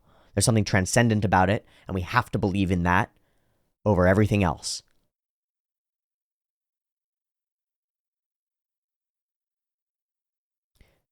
And so when you say at the end of your paragraph, and we've actually, Nini and I, to anybody else who's watching, Nini and I have spoken about this directly, and Nini spoke to me in The Bruise and elsewhere, and Nini has come to understand that I think we are on the same page here. And so that's part of why I don't want to get deep into the weeds here, because there are things in Nini's comment that I don't completely agree with, but by disagreeing with them, I'll cause more chaos than I will by just saying that I mostly agree, and I'll think about it, and I'll communicate effectively. So I'll read the last portion. You share so much light and wisdom here. So much of your work has inspired me to keep fighting the disdain for life. His name is contempt for being. Its name, because it doesn't have a he, sorry. It's non-binary, unfortunately. Its name is contempt for being. Please don't forget those of us that are not within your immediate ideas of duality. There is a spectrum, and I must be aware of that. Your voice has power. Please be cautious not to add any more fuel to the fire of those who would seek to destroy us. People are people are people are people. It's actually 4. People are people are people are people. Thank you for making that clear. Well, thank you for clarifying and for mentioning your walls, your obstacles, where you come across stumbling or struggling or friction in what I say, because it helps me ideate more effectively, and most importantly, ideate effectively in a way that won't push people away. Because there are a lot of people who need to hear the things that are the light and the wisdom and the powerful stuff that's like being is good, that kind of idea. People are people are people are people, that kind of idea. And if I get bogged down by my particular ideas about particular very really small aspects of the whole LGBTQIA plus thing, which are very small. The parts that I have any sort of problem with are so small. But if I get bogged down in those, people are going to think that I think one thing and they're going to click off. And I'd really like them to stay so that all people, I'd like them all to stay. Binary, non-binary, male, female, two-spirit, intersex. I don't give a fuck. You're a person and you deserve to look at art with me. So, thank you for pointing out where I'm messing it up a little bit. I endeavor to be better, and I'll try. And part of actually not going in depth on your comment is me trying, because it would be hard for me to do it articulately.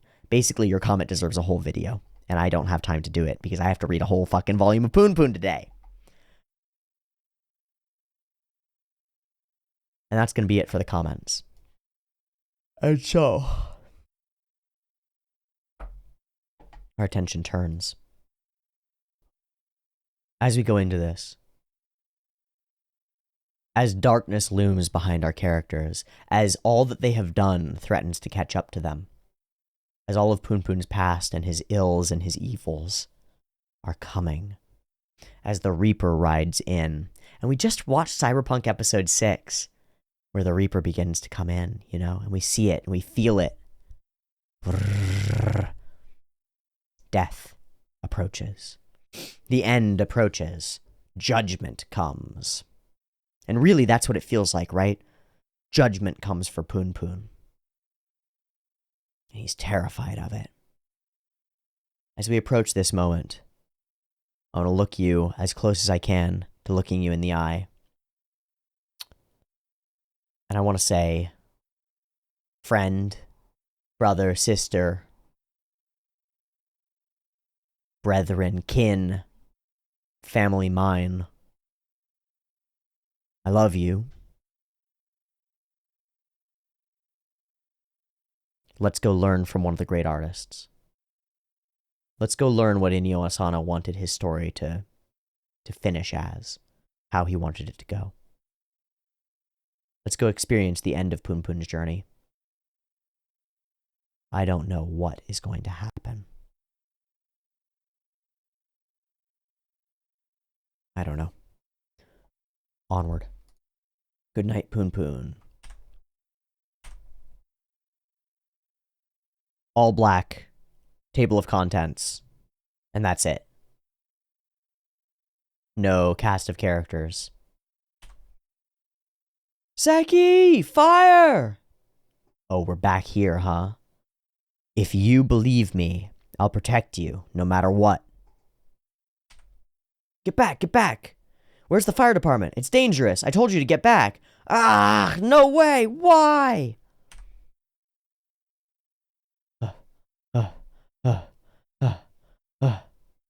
Sachi, you're still up? Oh, she's looking out over it. I see smoke. Yeah, go to sleep. You're working too hard. And now, continuing on with our morning headlines. Welcome to Romance, Tanegashima Island. The police have identified the body as that of Mitsuko Tanaka, age 41 of Tokyo. The body showed signs of strangulation as well as several stab wounds to the abdomen. Police are investigating it as a possible homicide. Additionally, Mrs. Tanaka's car was found abandoned in Kagoshima, and her 20-year-old daughter Aiko is missing. The police are investigating foul play or a possible connection to the case. Dink. June 30th, noon. Okay, let's calm down and think about this. Okay. Excuse me, you're Aiko Orihara, right? Oh, wow, I've been a fan since the Young Man Grand Prix. I couldn't really talk to you in the store. I know it's fanboyish, but I was in the front row for the Cherries Club debut event. Do you remember? And so she's been physically and directly recognized, and there's no way out now. The jaws are closing in. And here, we get this face behind her face. This is almost Araki-esque, JoJo's E. And Punpun is carrying around her like a face on his chest. A pair of eyes. So an extended break doesn't mean you've actually quit, does it? Are you still in touch with Yuzukichi from your agency? Haha, I won't pry into your private life. The guy you're with is off the record, of course. I pride myself in being a professional fan. Sorry, I don't know what you're talking about. You must have mistaken me for someone else. What? What? No way, no way! You signed your real name, Aiko Tanaka, on your contract just now. You're not getting it. She's telling you to go away. Get a clue, idiot. I found us jobs and a place to stay. But this place won't work anymore, Aiko. We have to run. What's interesting is that if she had just been like, yeah, wow, shake hand, sign a thing, move on, probably this wouldn't matter. But now this guy's going to think about it. I wonder what she's hiding. Interesting. Also, it's funny. It's like the guy who I'm mad at from the gym. This bad interaction is going to make him frustrated, and he's going to think it through over and over and over and over and over. Interesting. I'll also note that she's all in black and white stripes, and Punpun is carrying her, or like, I don't know if it's actually her. I don't think it's actually her, of course. Something redirects here for the, see, I don't know what that says on his shirt. Something redirects here for the move, for the Nove, I don't know. But he's carrying around a woman in his chest, which is interesting, because she's the reason he's living, something like that. Okay. Huff, huff. Oh, he's climbing up. He's going to go save his boy. No fucking way. Let's go, dude. Go save your boy. Shimizu! You tell me it's for your own good. It's for my own good, but you're always just thinking about yourself, the line from Shimi before. Wow. Blood. Where's Shimizu? You need to get out, now. He slits his own throat.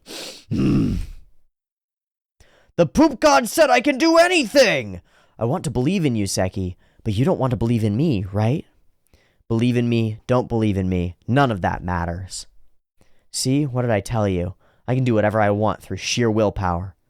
Shimizu, we're going home. And the way he's put together is the sacrificing lamb. We're going home, and he picks him up. Fireman carries him. Oh, I just got overwhelmed by emotion. It took Asano like 5 pages to get me at my soul. To really just talk to my fucking soul. The cups. The big hands. The dead. Oh my god.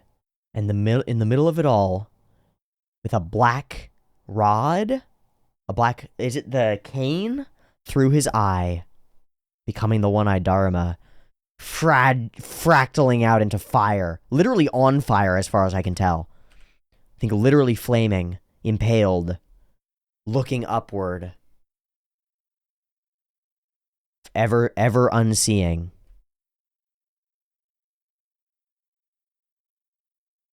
We leave Pegasus here to burn. Lovers, my actions, my words might just be a note carved into the never-ending Akashic records. Hope, yes, but I still hope for a perfectly harmonized world, no matter how foolish it may seem. And he dies for that hope. Wow, he's still going. Even if this body rots away without anyone ever knowing, I believe that the vibrations of the magical warriors resonate with you. Even if this era comes around again, because I lived at this moment. And because of that, they were the best vibrations. That's what it means. Peace. Good vibrations. The one-eyed Dharma through his own eye. Through his own eye. So happy. I got 2 over here. Hurry with that stretcher. Get back. Get back. Hey, how many more in there? Huh? Ding, ding. The people, the symbols. The people, the symbols. Pegasus. Oh, and he looks up, and he sees all of them in the spaceship flying away. Brrr. Poop God and Duck God both have left this world, and with it, all of the people who were with them. Wow. So I just want to take a moment to say that the way that Asano has done these patterns of flame is some of the coolest art that I've ever seen. That's all. Just wanted to point at the coolest thing that I've ever seen and be like, hey, that's cool. I don't know how the fuck he did it. And then the quality of this, just the pure cross-hatching, it's so excellent. So extraordinary. Aiko. So I have a question. I feel like Aiko's dying still, actually. It's not a question. It's a statement. I feel like Aiko's actually still dying from that cut in her side. Aiko. Let's go to Osaka after we get to Kagoshima City. It'll be easier to blend in around more people. I don't want to be around lots of people anymore. And she falls over. And Punpun looks.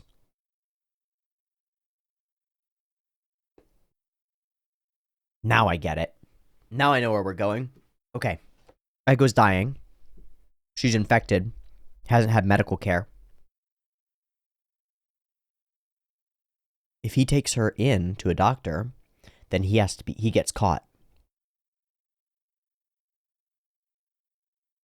Then he gets caught and he takes on the burden of being a murderer or a killer. I'll bet it will all blow over. But if he is too afraid to sacrifice himself to save Aiko, right? Remember, he's only living for her now. And so he should take her to the hospital regardless, right? That's what I think that this is. I think this is a trolley problem, and it's yourself versus the one you love.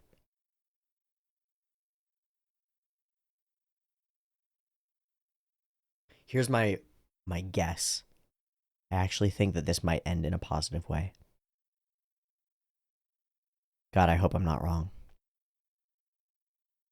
I see a potential future, a good future, where he takes Aiko to the doctor and gets her safe, gets her saved, and gets caught, and gets tried for the crime that he's committed, and gets found innocent. I see that as a potential future.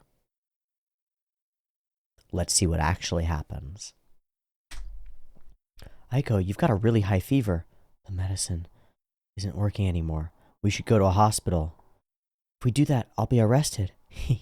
I get it. You want me to be arrested. Huh? It's pretty far to Nishinosawa. What are you going to do in the mountains this time of day? Can you hurry? You don't look so good. I have plastic bags, so let me know if you need to barf. Yeah, she's really falling apart. All of her beauty. Do you remember why I wanted to go to Kagoshima as a kid? It's because I have an uncle here. My uncle is a doctor. Huh. So it's actually that fulfilling the promise saves them both? Fulfilling the lost promise from childhood saves them both? Going and seeing her uncle in Kagoshima saves them? Oh. Mitsuko Tanaka was found dead in the mountains and her car was discovered abandoned in Kagoshima Prefecture. Her daughter Aiko remains missing and the Kagoshima police are looking for her as a person of interest. Next up, the KBF radio traffic report. We'll be in Nishinosawa soon, but I need to pee. I'm going to make a pit stop at a convenience store. I'll stop the meter while I'm inside. He's going to see a picture. Aiko, I don't think this was the right decision. I think it's too dangerous to count on relatives at a time like this. Fear. Then, do you have a better idea, Punpun? I can't think of anything else. Do you think your uncle will treat someone who shows up out of nowhere, covered in stab wounds, without asking any questions just because you're related? He's a nice man. I'm sure if we explain what happened, it's precisely because he's a nice person that he's not our friend. We're evil now, girl. We don't get to deal with nice people.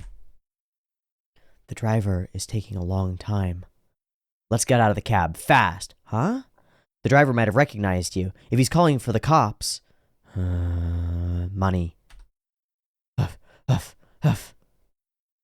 Tanuki. Hide, Aiko. Let's get away from the road. No. Gotta go towards civilization, not away, man. Wait. I need to pee. I saw on a TV once, she's carrying all the symbols with her, that if you find a river and follow it downstream, you'll find a town. Punpun. Aiko? What are you really thinking? And he's seeing through the conscience, through the god. Sorry, I think I made you overdo it. Let's rest a little. Don't come any closer. Stay away from me. I'm sick. I'm a monster. I'll destroy you. That was a close call. Your name isn't being reported. Did you realize that I'm in the way now? You were going to kill me and dump me. That's why you made me walk so deep into the woods. Bingo. All darkness. All darkness. And she pulls out a knife. If you don't believe in me, who are you going to believe? Sorry. If you don't believe in me, what are you going to believe? This whole thing is your fault. I promised you, I'll protect you no matter what. Believe in me. Darkness. No eyes. Stab. And she stabs right into his chest. That's above the heart, though. We get his eye. His eye grows. Seriously, you really are a stupid cow, as he holds her face. But that's good. That's really good, Aiko, and he embraces her. In doing so, he embraces all of the trauma. That's why she's wearing the black and white stripes. He embraces the other and himself. You stupid idiot, you stab me, and I'll still love you. I'll pull you deeper into me, bitch.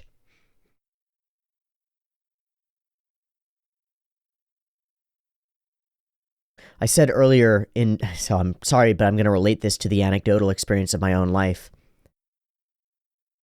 A person that I barely know, somebody that I don't know at all, who's not my lover or somebody that I care about significantly, stabbed me yesterday with words, like not bad, but poked me in a way that hurt me. And I'm working on being strong enough to embrace that. And to pull it into me. And to go, yeah, you stupid fucking idiot, I love you anyway. And that's the attitude that I want to have when I walk into that space next, which is tomorrow. Tomorrow, when I walk into that space, I'm going to be accepting and loving toward that person. And you can hear the fucking vitriol in my voice. And I'm going to kill it. Not by killing it off, but by accepting it. I accept my anger. I accept my distaste and contempt for that person. I accept that I have it, and I do not accept that it can control me. I am bigger than it, and I am the thing that embraces the world. And Punpun embraces Aiko, even as she stabs him, even as she calls him a monster, even as she says, this whole thing is your fault, and hurts him the most that she can hurt him, because she's as close to him as she can be. He says, believe in me. I'll protect you no matter what. Just like the boys going into the fire just a second ago. I can do anything, I told you, through sheer willpower. Fuck your gods, fuck your bullshit, it's me! And overwhelmed he is by the smiling consciousness. Stab me. I love you anyway. Fuck. That's good. That's really good, Aiko. Maybe that's why you've saved me. Picks her up. Just a little more. He's pushing her into him. Just a little more, and I think we'll truly understand each other. Aiko, you don't need to think anymore. We didn't understand each other because you were thinking too much. Oh, and now they're fucking in the darkness. Becoming one in death. In darkness. And a sparkle of orgasm, of light. Ah. Oh, and they're in the Garden of Eden. That's what this is now. As light comes up, they're in the garden. That's what this place is. This is the Garden of Paradise. His eye is an eye. He's open and awake. That's what this is. The light is here, and this is the garden. Literally, this is paradise. This is heaven. And she looks up at the light. Spit and snot and disgusting. The leaves, the flowers. The trees, the roots. The blood, the mingling. The shirt.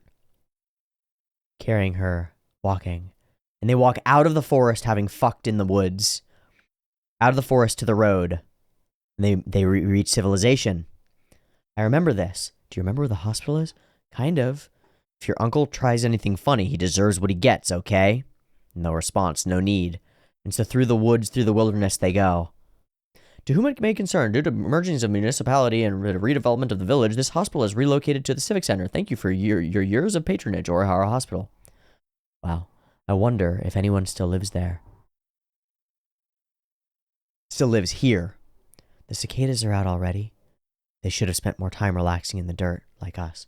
Don't destroy our village! No damn construction! Out in the forest, out in the fields. Aiko. It's all tattered. He found a hat. There might be someone over that way. Look over there. We're funny, alternating hiding and seeking. Oof. And a paraglider. Okay, so wings. Remember? We had the spaceship, right? These are our flight. Flight is freedom. Flight is birds, is freedom, is butterflies, is spaceship, is telescope, is Punpunia, is fleeing, but it's freedom. And here we have a person with wings coming from the sky. That's an angel, right? Okay, so in the weird metaphorical and like weird context, that person is an angel floating down. Looking up, and there's a human there, an angel flying by. He's slowly falling with style. No matter how hard we fight it, we always return to where we're meant to be. You told me not to think anymore, but the part of you that can say that kind of thing has gotten too strong. The part of you that can say things like don't think anymore has gotten too strong. Your ability to dismiss, yes. I'm much more ordinary than you were hoping I would be. You were hoping I'd be exceptional, but I'm just ordinary, and that's exceptional. I wonder why I'm getting sadder and sadder. After we rest, I'm going to look for a police station, not a hospital. There's no response. This house is empty too. Come on in, it's pretty cool inside. No, I'm okay outside. I feel bad for the owners. When you turn yourself in, I'll take all the blame, so you don't need to worry about anything. It's not an if now, it's when. They just agreed, they didn't even have to think it through. Just wandering through these dilapidated houses, these shells of people, these homes that were, these potentials of places to stop and rest, and refusing to do so, going toward hardship. Even if you're arrested, even if I'm arrested, knowing you're waiting for me on the outside will allow me to be okay by myself for years or decades. And there's this distance between them, and she smiles a little. I'm going to tell the truth. No more lying, okay? Then, I've been wondering, did you lie that you killed her so I wouldn't commit suicide? That wasn't a lie. Darkness. She takes off the hat and is the little child. And behind the hat, they kiss. Away from our camera. Hidden, right? We've had them kiss before, and it's been like a show, right? The kiss that they had right before they went and they killed the mom was like a sloppy, like right in your face, like wah, wah, all over the place, right? This is a cute, chaste, private kiss shared between these two people. She looks up at him, and she's beautiful. Maybe the most beautiful she's ever been is in this frame. To me, to my mind, this might be the most beautiful that Aiko Tanaka has ever been. And that's saying something, because she's a beautiful, beautiful character. But this longing, this true affection and desire and love here, the bashfulness in it, it's as beautiful as can be. That shooting star we saw on our way back from the factory when we were kids, my wish was that you would love me too.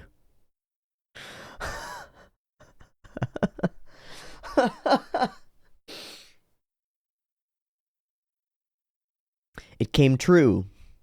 That's amazing. Can there be a greater happiness? I wonder if we'll see it again, that huge Milky Way by the factory.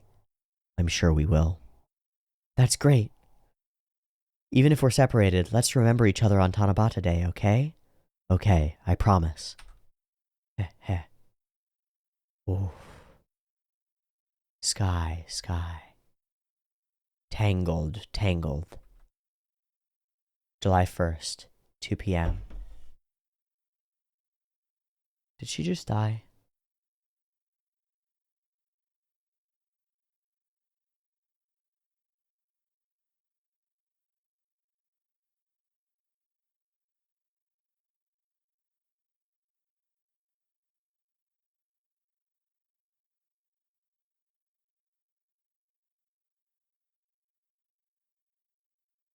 All these empty places.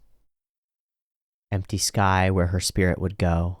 Whoosh, out into the far beyond. And down into the now. Punpun stands. Oh, and finds her gone. And picks up her hat. No.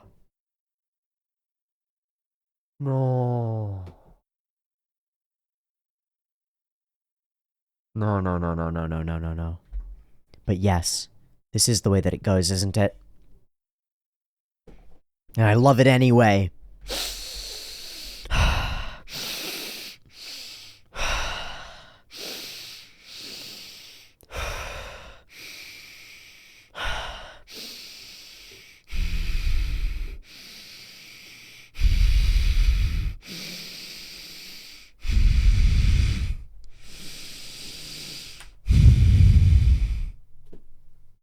Fuck!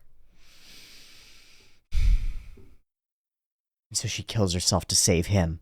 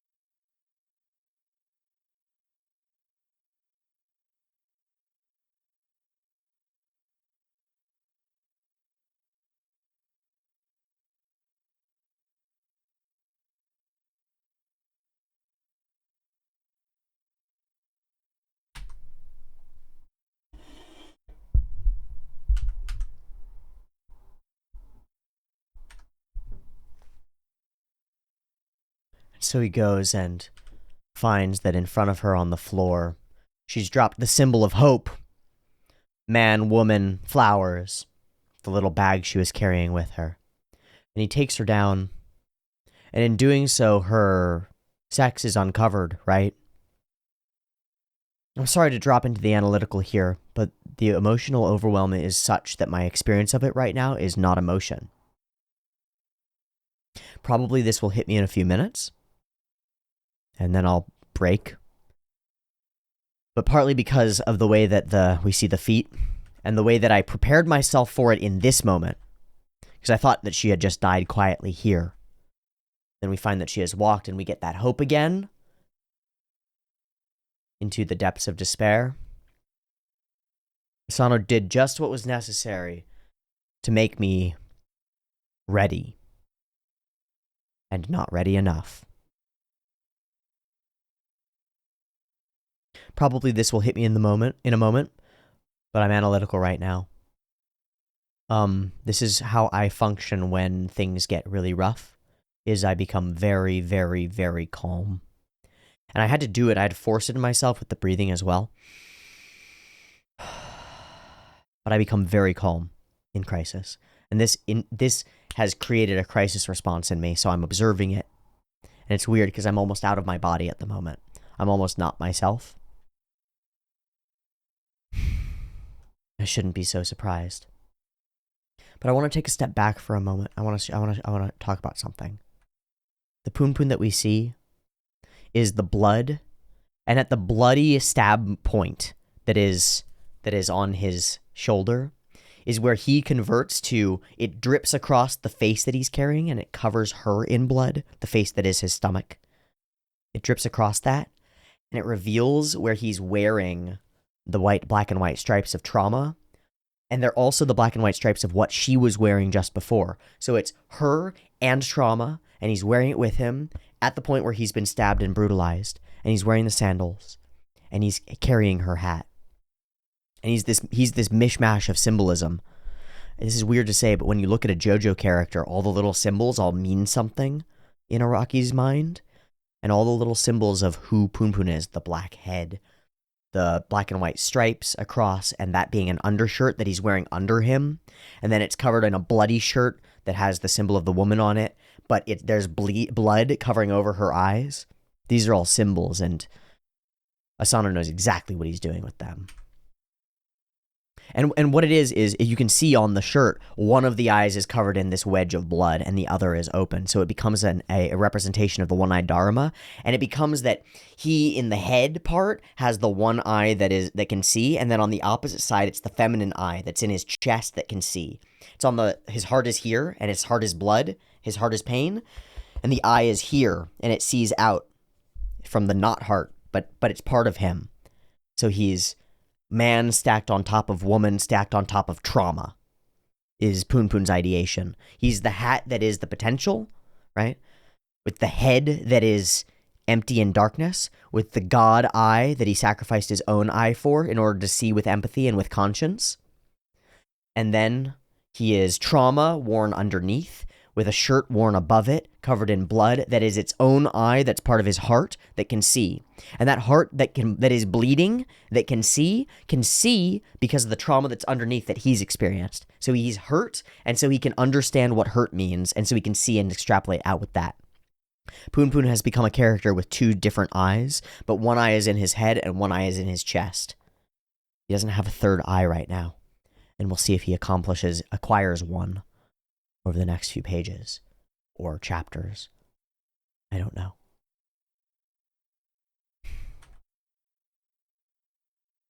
But this, with the sunken shoulders and the head up, looking at the girl he loves hanging herself,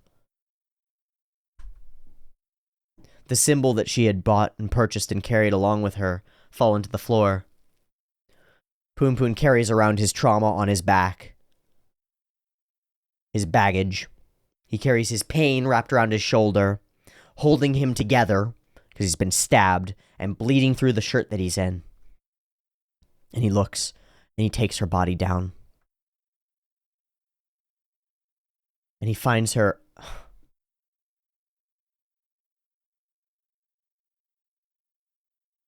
with her panties stuffed into her mouth. Look, look, look, look. There's no difference. There's only stillness. And he pulls them out. And he looks through God's eye, through conscience's eye. Let's go, Aiko. He carries her corpse. And he puts the bag around her too. Look at that. Okay, that's an easy one to miss. Look, the bag is on the floor. He picks her up, takes the disgrace out of her mouth, right? Let's go, Aiko. And he puts the bag back around her too. We don't see him do it. The ideal, the dream. And he begins to walk. So he's wearing the hat shaded from the sun. And we see him in the reflections in the mirrors once more. Oh no, and he's in shock too. He can't even fathom.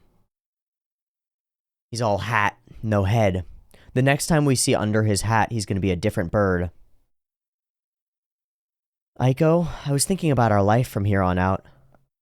We probably can't have a cushy life, but we can probably manage one that's nice enough.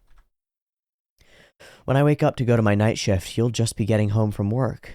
You'll complain a little bit about your coworkers like you always do.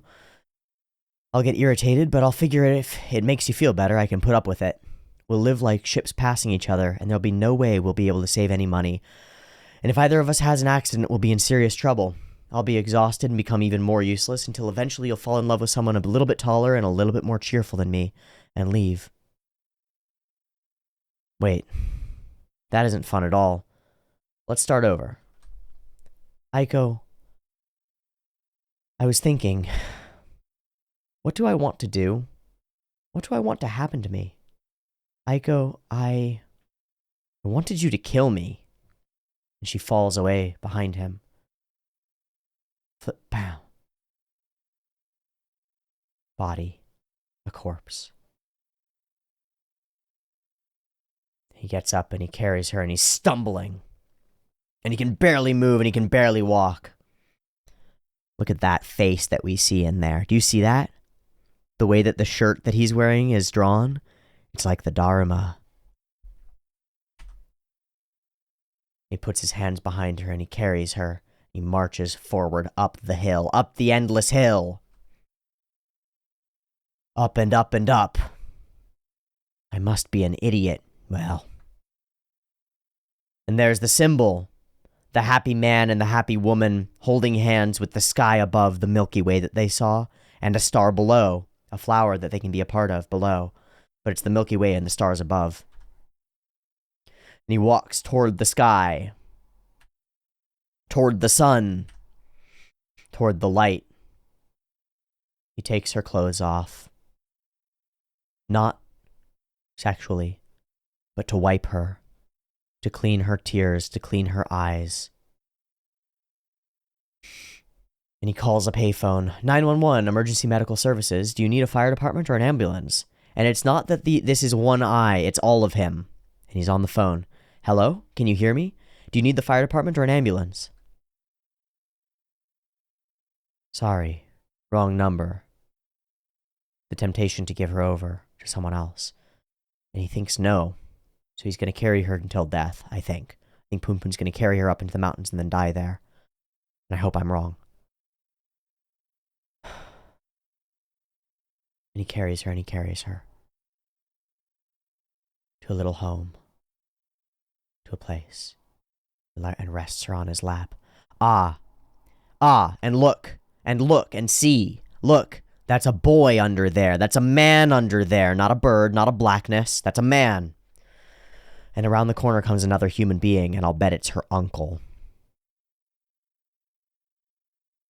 No, it's children. Whoa. Little kids. Like the little kids that they were once exploring the miso factory. Hey. Darkness looking up at you covered in blood, a monster. What are you doing? We came from far away, so we're resting. What do you mean far away? What are you doing here? We wanted to see how far we could go, so we just started walking. Empty-handed? Empty-handed? Empty-handed? Oh no, I left her bag at the payphone back there. That's 20 minutes from here. You'll get heat stroke if you're not careful. Would you guys keep an eye out so no one disturbs her? She's exhausted and finally fell asleep. It would be mean to wake her, wouldn't we? Wouldn't it? Oh my god. Okay, we don't mind. Oh, go through that shrine. It's a shortcut. Thank you. You're a nice-looking couple. And he's leaving them with a corpse! What the fuck, Punpun? No! No, this is not the way forward, bro. And he goes and he gets the bag. Or was he lying? No, he was carrying it with him. And he falls. He opens it. He pulls out something. Something. You never forget. Oh. That's what she put for Tanabata. I hope that you never forget me. And he is carrying the bag with him. Good. Because that's the symbol. Good.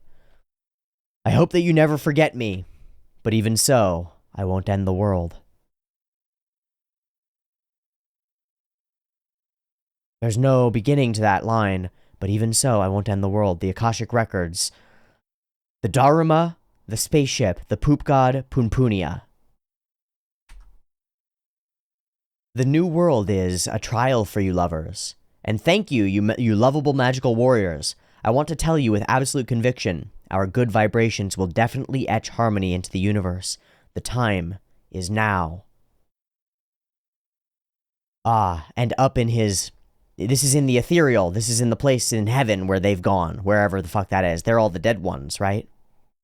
Except that that's Shimizu. So I don't know. Dink, dink, puts all the little things in, and pop, out of the barrel goes the little bug. The little ducky. That is to say, we won. And he stabs another knife in. Ah, and the Dharma reaches out and stabs another knife in. And the little ducky goes flying. And we turn to Shimizu. Neurons. Explosion. Consciousnesses. Consciences. Shooting stars. Exploding from the Akashic Records. From the harmonious creation. And the casting out. Oddly, that's a cool thing. So with pain, with stabbing knives into the center of the world that is being played in a grand game by the darkness and the light, which is a correct metaphor for Big Bang Theory, antimatter matter. The Warring Brothers or the Darkness Brother, Light Brother, that's a great cosmological motif. And what we have here is we have darkness as the Dharma to some extent, or one side as the Dharma, and one side as Pegasus, light to some extent. Both taking turns stabbing and causing pain into the barrel. And at the end, the little ideology, which is the duck thing, goes flying out. And Shimizu is there. We get this explosion in that moment of the duck thingy being lost. And that explosion leads to an explosion of consciences, god consciences, flying all over and becoming meteor showers upon our world. Stellar. Tokyo. Or somewhere else. The people, they go on. Sunny, Tokyo, July 7th. A young woman scurries, apologizing profusely on her cell phone for being late. He thought it was very inconvenient to be tied to goals and pursuits, but maybe that's just about binding the him of today to the him of tomorrow. Whoa! It was quiet, very quiet. For a second, no, hold on, we gotta stop there for a second. Hold on. Remember, we were talking about this earlier. You think about future you as a separate person, right? You think about future you as a separate person, and once you ideate it as such, you can bind yourself to it. He thought it was very inconvenient to be tied to goals and pursuits, but maybe that's just about binding the him of today to the him of tomorrow. Exactly right, Asano. Exactly right. Fuck, holy shit, that's amazing. For a second, he thought someone had called out to him. But of course, no one had. Actually, he realized he didn't even need a name anymore, so he should just forget it. If he closed his eyes for a moment and gave himself over to the waves of people getting sucked through the station barriers, maybe when he opened them again, he'd be back several months ago when he was still a nobody. Yo. He felt nostalgic for the dingy 100-square-foot room in the boring, meaningless city he would never return to, right? Because the river is not the same. He was doing well today, too. The pattern of the shirt that he's wearing, these are the patterns that are on the Dharma. So he's become it, actually. And he's wearing one shoulder of his backpack. And we're echoing the line from before, Punpun was doing well today. Which was one of the harshest lines, because we see him in deep distress, and we get he was doing well today, too. But here's the thing, he actually is, as far as I can tell. I'll bet he actually is doing well. Which is to say, doing well isn't doing well. Doing well is being in absolute agony and smiling anyway. Yeah, motherfucker. I love you anyway. Pulling it in. All the pain. Stab me harder. Love you anyway. It's only pain. That's all it is. And there he stands, a one-eyed Dharma in the middle of Tokyo, standing on top of the crosswalk black and white stripes. Now he is patterns of flowers. He doesn't wear those anymore. They walk around him in some of the characters, but he stands on top of them. And straight down the middle of the page is a bright white line that divides him from everyone else. The people going one way from the people going the other way. And he stands, and he stands, and he stands. Once again, those stars, that place. And he returns here, to the memory. Ding, ding, ding. I'm strong now. You're damn fucking right you are. And it breaks my goddamn heart that it took this to get you there.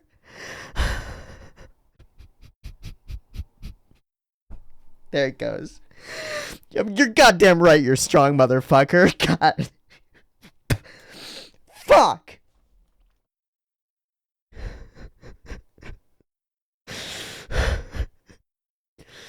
Goddamn right. You're as strong as they come, Punpun. You're built of ash and iron.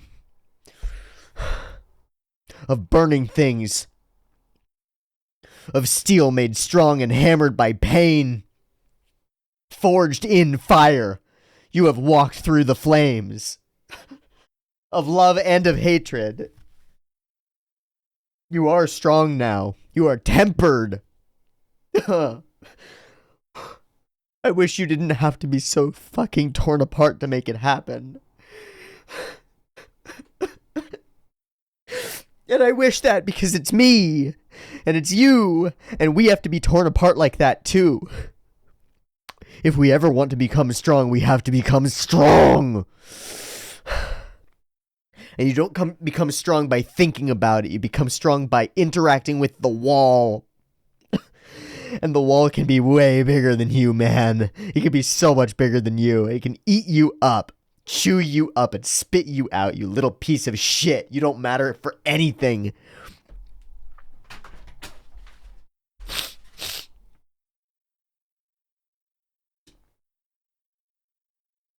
I believe in this story. What can I say, man? I believe in this story. Fucking Inio Asano.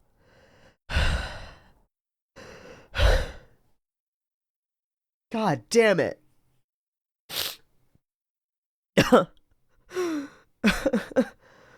Yeah, man, you're strong now. This is what it took. Now you can look back at the past you and you can say thank you. And you can look toward the future you and bind yourself to it. But man, there's so much pain. There's so much pain. Why does it have to be thus? I don't know. I don't have an answer for that, except that it is thus. Chaos and entropy are existence, and they're everything. You're so small. You're so small. I'm so small. We're these magical entities of semi-ordered matter that move and shift and shape ourselves and can shape our world over time. And compared to the void of chaos that's out there that wants to tear us atom from atom, molecule from molecule, and return us to dust, compared to that, we are nothing but dust in the first place. So that's why it's hard. That's why this whole life thing is so fucked, is so difficult, is because it's so much bigger than you. But together, we're bigger than it. And inside yourself, you can stand strong because you're made of magic. You're actually made of magic. All you are is belief. Belief shaped over 3.7 billion years. That's how long life has been on this planet as far as we know. Belief shaped over 3.7 million years. Thousand.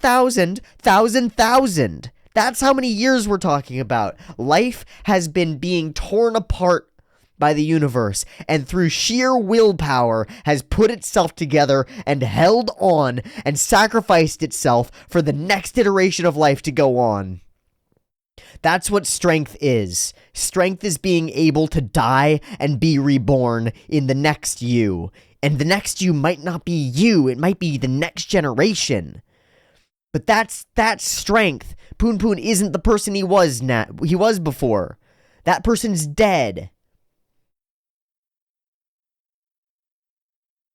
Now he has to believe in the him that believes in him. There's no Aiko to believe in him. There's no one else to believe in him. There's only the Punpun that believes in himself. And as he stands here on the ruins of the factory, where he found the ideation of his dreams in the first place, Punpun comes back and says, I'm strong now.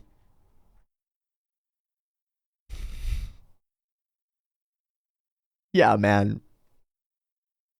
Yeah, man, you're strong. And I want to say something else, which is this right here. Absolutely destroyed emotionally. I'm strong too, because I can let myself feel this. A couple months ago when I hadn't cried on camera, I wasn't as strong as I am now. And it's because of this stupid fucking story. I'm sorry for calling it a stupid fucking story. I shouldn't even say that. It's because of this brilliant, beautiful, horrible story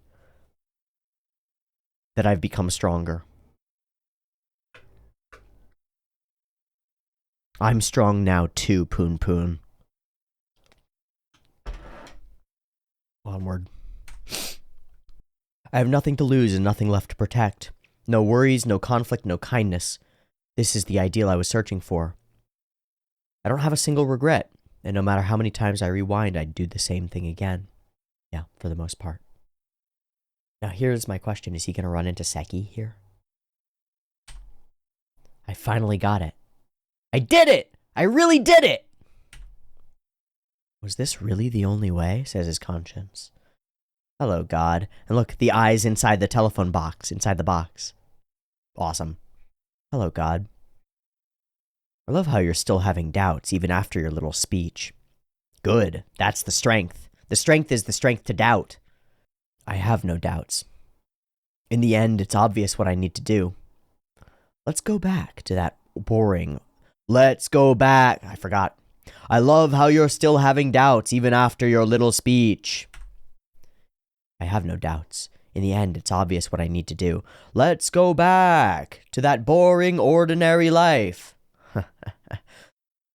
Pulls the knife. Then die. You die.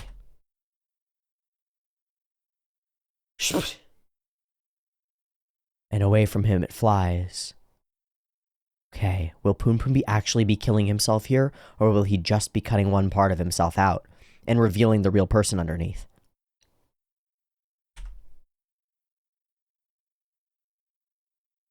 Yuichi, it's time. So we turn from that moment of death into a moment of new life. Whoop whoop. The hospital. YouTube. Wow. The mysterious message left by the leader of the religious cult that attempted mass suicide, shared from Nia Nia video. 1,533 views. That's about right. What an idiot is the first comment. How stupid, she says. Milky Way, Sachinanjo. Hey, Sachi, are you throwing away this painting? Hi there, Kanye. Yo, yo. Oh, guess me. How unusual to see you all alone.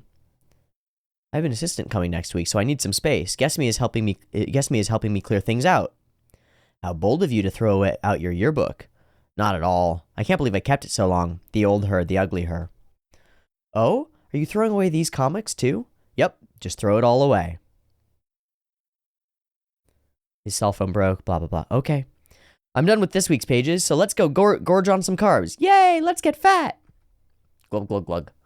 I look up to strong, independent women like you, Sachi. She's in a mood today, this one. She's sulking because Mimura isn't paying attention to her. I'm not pouting. I'm despairing of Mimura's shallowness and making promises he can't keep. She tried to make Mimura text her 3 times a day. Oh, that's totally annoying. Sachi, you keep your word no matter what, right?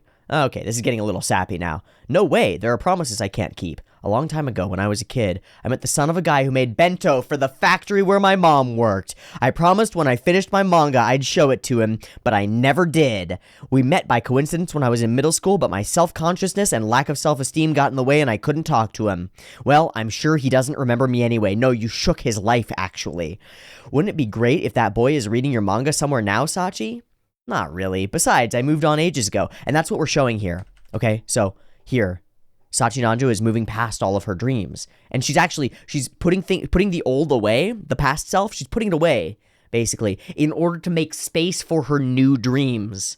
That's what she's doing. She's got an assistant coming. Her life is organizing.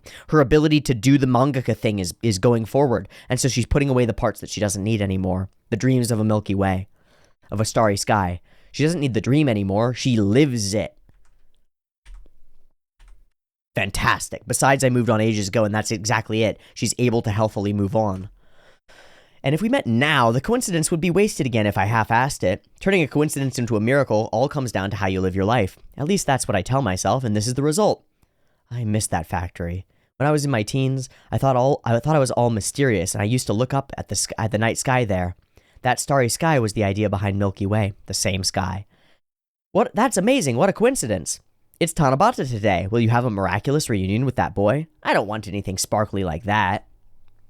Don't worry, guess me. I'm going to become successful and powerful. And even if you end up an old maid, I'll take care of you. Really? Really? If your husband throws you out, I'll look after you too, Kanye. Huh. No thanks. I don't need to feed your smugness. Ha ha ha. I'm winning. Against what? Guess me. You're heavy. Ha ha. Joy. Marching onward. Love.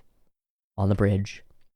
All right, off I go then. Okay, all right. Go have it out with Mimura. I'm going to drag his innards out and drape them around his neck. I hope they get back together. I'm sure it'll be fine. They kind of belong together. Okay, Kanye, shall we go home and start on the next chapter? Sachi. Don't push so hard. You take on too much. You're going to have a kid next year. You should learn to balance things. Ooh. Oh, yeah, I guess. I keep thinking you're going to lose it. It's just scary watching you. That's just my personality. It never ends well when I rely on someone else. It's your own business if you keel over, but don't forget that I get sucked into your drama out of pure kindness, and that's a big pain in my ass. Sorry, I'll keep that in mind too. What great communication between these lovely people. And then there's the issue with Punpun. I just have to wait for him to come home. This isn't about loving him, but it's all my fault. Wow, so she came too, and she really realized it. I wonder if Punpun would appreciate that sentiment. Well, whatever, he'll be troubled forever, so I think next time I'll be prepared to accept his anguish. We don't have any hope for ordinary happiness, and I think that suits us. You guys are twisted. You got that right. About that painting, I've never actually seen the Milky Way. In the suburbs, the best you can hope for is a third magnitude star. Everything in that painting is a great big lie. When I was younger, I would swear that I could see things, even when I couldn't, because I believed that sometimes my only hope was for it to be out there. Wow, so it was a lie. A manifestation of a dream that you can't even see is there. What's beyond the wall? We talked about this in one of the comments. I can't remember which. The believing the believing in the future self that could be. The believing in a hope. And we talked about it with Aiko, where she said, I believe in a potential future or something like that. Wow. I feel like I've taken a step forward now by discarding that past, but in reality, I don't know where I'm headed and I'm super nervous. Good. That's what strong means. I wonder what kind of future I used to dream about looking at the night sky. She doesn't even remember. Sping. A shooting star. Kanye? Do you mind walking with me a little while longer? We turn to the hospital, and there he is. Shimi and Seki. Oh, and he's reading the manga. Ha ha. Hey, Shimizu, you look better than me. Okay, let's go home. We can think about tomorrow when it gets here, right? Who are you? And he's living in the space of the gods. What do you mean, who am I? I'm me. So he's got amnesia. Well, I guess we don't need to worry about the details right now. I am your friend. What, Onati? God, what a cool thing. Shimi is lost completely, and he's free because of it. Who am I? I am your friend. He doesn't ask him, you have to put faith in me, you have to trust me, just I'm your friend. Love it. What, Onati? I haven't seen him since we graduated. I don't even know what he's doing. Are you really checking with everyone from high school? Guessamy missed calls. Yo, Guessamy, sorry, I've been kind of busy lately. Well, I've been having nightly battles with a turtle dressed as a ninja hiding in the sewers. Hey, why are you crying? We've got a great relationship. Don't make me say anything embarrassing. I'm a Kyushu man. Don't quibble and just trust me. Yeah, sorry. I was really born and raised in Kanagawa. I'm going to come over there right now. What? Don't come over. What? You're too witty. I have no idea what you're saying. Wow. That's amazing. I've made up my mind. I'm coming to get you right now because You better say I fucking love you, man. You better say I fucking love you, man. Oh. And the god consciousness sparkling meteors fall. And he doesn't have to say it because it falls upon the world. And we get a comment from Nipple. July 7th, the instant Milky Way and Hope pass each other. Is that the meteor shower that's happening now? Yes. I missed it. Muho Muho comments, this is the last night of Earth. And he's dead wrong. Oh, and he's looking up too. Look, that's him in the home. And Muho Muho goes on, and others hold up their phones and they look and they watch. Punpun thought how easy it would be, so we return finally, and we find out that he is not dead. He did not stab himself through the other eye. Not quite. But I think he cut away his darkness, part of it. So we'll see what face we see behind the face. Punpun thought how easy it would be if he could just burn out in a second and disappear, if you could just be a shooting star, maybe. One after another, the stars shot by. He wasn't happy. He wasn't sad. He was just thoroughly exhausted.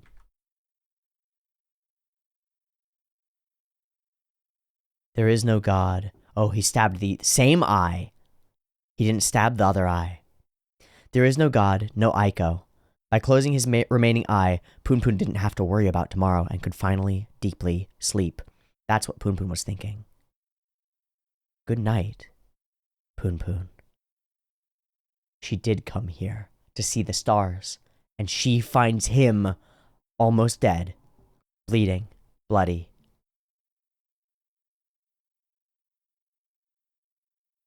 Maybe I could finally deeply sleep. I could never allow, and it's a different font. I want to mention this. It's a different font. I could never allow that. Perhaps it's selfishness on my part. Get up. Think as long as Punpun is hurting, I must be stronger. Wow. Oh, it's her. She's in darkness text now? She's in darkness text now. It's Sachi fucking Nanjo. Wow. Asano. Ha ha. Perhaps it's selfishness on my part. I think as long as Punpun is hurting, I must be stronger. I will never allow you to run away from me again. So, I got you. You're all mine now. That face looks down at him. The eye seeing the box. The eye seeing the road out. The center. Blink, blink. One eye open. One eye to see clearly. Oh, yo, don't try to move, just stay right there. They operated on your left eye. You've been asleep about a day and a half. Mimura and Misuzu just left. I don't mind, but try not to make everyone else worry so much. I need to get home and get back to work. This? I had too much time on my hands, so I started coming up with ideas for my next manga. Do you want to see? This is the main character. What do you think? Do your best every day. It's Punpun. Too silly? I'm kidding. If I did something like this, my editor would be appalled. I'm sure. I'm sure Asana's editor was like, you're going to make a story about a bird boy? Fuck you. That's Mimura's doodle. But I do need to start thinking about my next story. Now that I've started this, I really can't stop. I'm going to create manga that sells, even if it's lowbrow escapism from the hell of consciousness, right? Even if it's trash work, I'm gonna work. Even if it's trash art, I'm gonna iterate. Let's go. As if, sorry, this has nothing to do with what's happening now. I'll leave now. And she's wearing a little face on her chest that's it's a little symbol. I'm not going to ask where you were or what you were doing. When you want to talk, I'm prepared to listen to all of it. If you have trouble telling people about it, I'll tell them for you, via my manga. I'll be waiting until then. I'll visit again tomorrow. And she leaves, and leaves Punpun with the ceiling. And out she walks. Ah, and the police are here. Excuse me, are you a friend of Mr. Onodera's? Witnesses placed Mr. Onodera at the scene of a murder. Can we talk to you a minute? She's crying and... Of course. Of course. Ah, and a human. Just one eye. That's all we get to see. Just the one eye. They stand over him. We'll keep things this simple since you're just out of surgery. To start with, can you tell us your name? My name is... So they're gonna take him in. And he'll be tried. And we'll see. Maybe he'll go to jail for a long time. Maybe he won't. Maybe we'll find out, and maybe we won't. We come here, and there's a little girl sleeping. Or a girl. It's not Sachi, I don't think. Oh! It's her. It's, I forget her name. Holy shit. Misaki? Onodera, regardless. Birth certificate. Is that Soara? Hold on. Soara. Sex male. A boy. And that's sky, right? Means blue or love. And it means sky. As far as I can tell in terms of roots. I'd have to ask somebody who's capable of understanding the, what kanji they use to spell the name. And then tell me what it means. But regardless. What is this? Tears. One eye out of alignment. This is just hope. New life is hope. I don't know who that is crying there. And in a tiny corner of a tiny eye of the tiny baby, God looks out and says, Yo. Darkness. Darkness. Darkness. Final chapter. Right?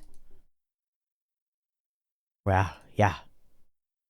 Given that there are not that many pages left, we're getting there. A Ferris wheel. It's going to be Tanabata soon, a year later. I didn't last year, but I wonder if I'll finally get to see the Milky Way this year. It's been a while, Aiko.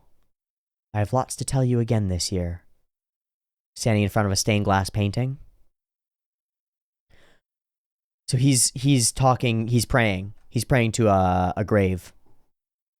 My probation is over, and last month I started working for a real estate company that Mr. Shishido referred me to. So he got tried, and he got found guilty of something that isn't murder. Maybe accessory to, maybe something like that, but he's not found guilty of murder. My probation is over, and last month I started working for a real estate company that How can there be a happy future for a murderer? Through pain, maybe? Through struggle, maybe? Through honesty, maybe? Through taking your consequences. It's totally basic, but I'm planning to work hard. My friend, the manga author, is happy that the new series I've been helping with is going to be a book. I hear Mimura is getting married next year. It's going well for me and for everybody else. I'm moving forward. It turns out it's not so hard. It's so hard, Punpun.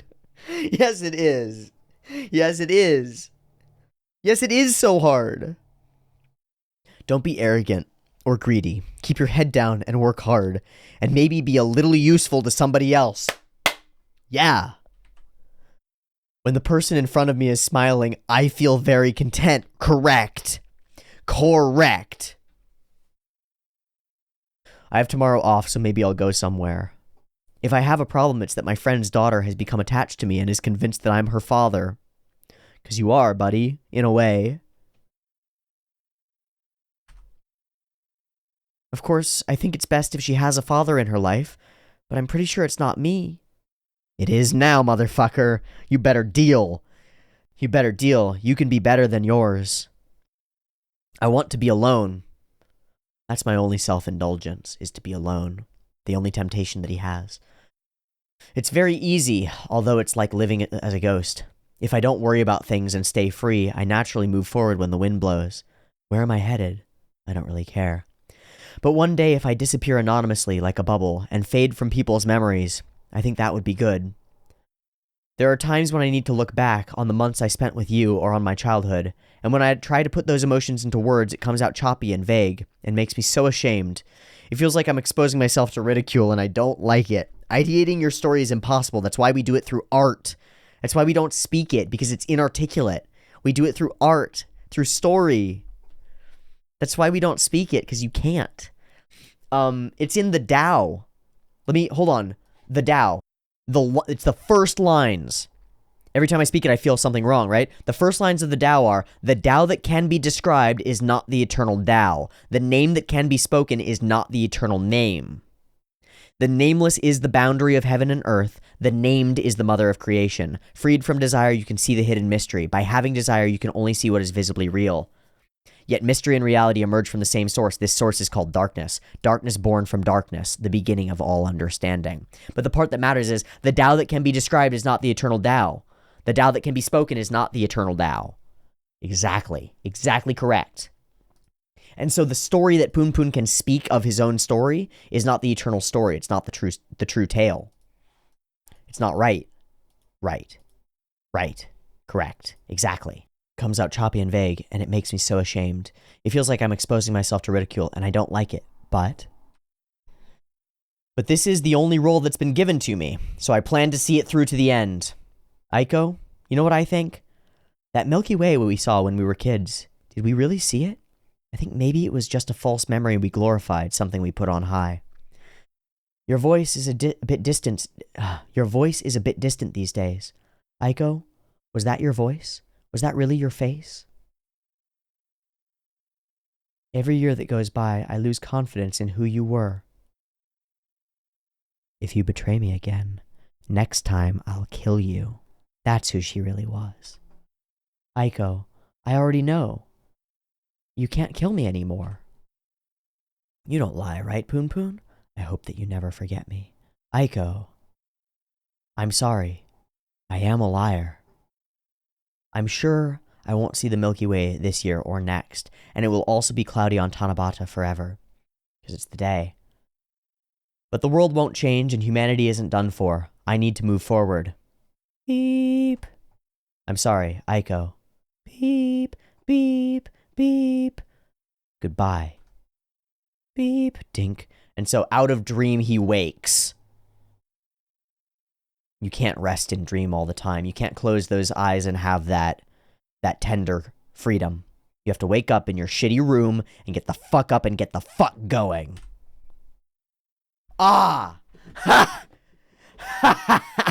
And it's an all-white face with all-white eyes. Blank and open and full of light and seeing what is there. empty and ready to be painted in with a new world. Both the head empty and the eyes empty. That's what's fucking up!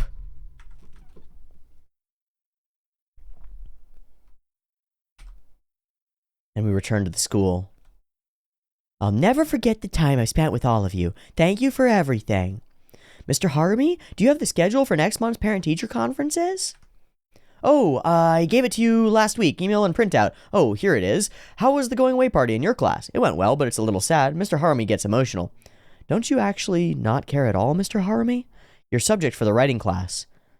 The importance of friends. As head teacher, I can't approve that. Imagine how a topic like this could hurt a child who has trouble blending in. I'd like you to be a bit more sensitive. Yeah, don't tell kids about how important friends are. Don't tell them about that. You might hurt them if they don't have any. Yeah, fucking good. The kids in my class all get along, and we debated the subject of the paper at last parents meeting, and at the last parents meeting, and it has their approval.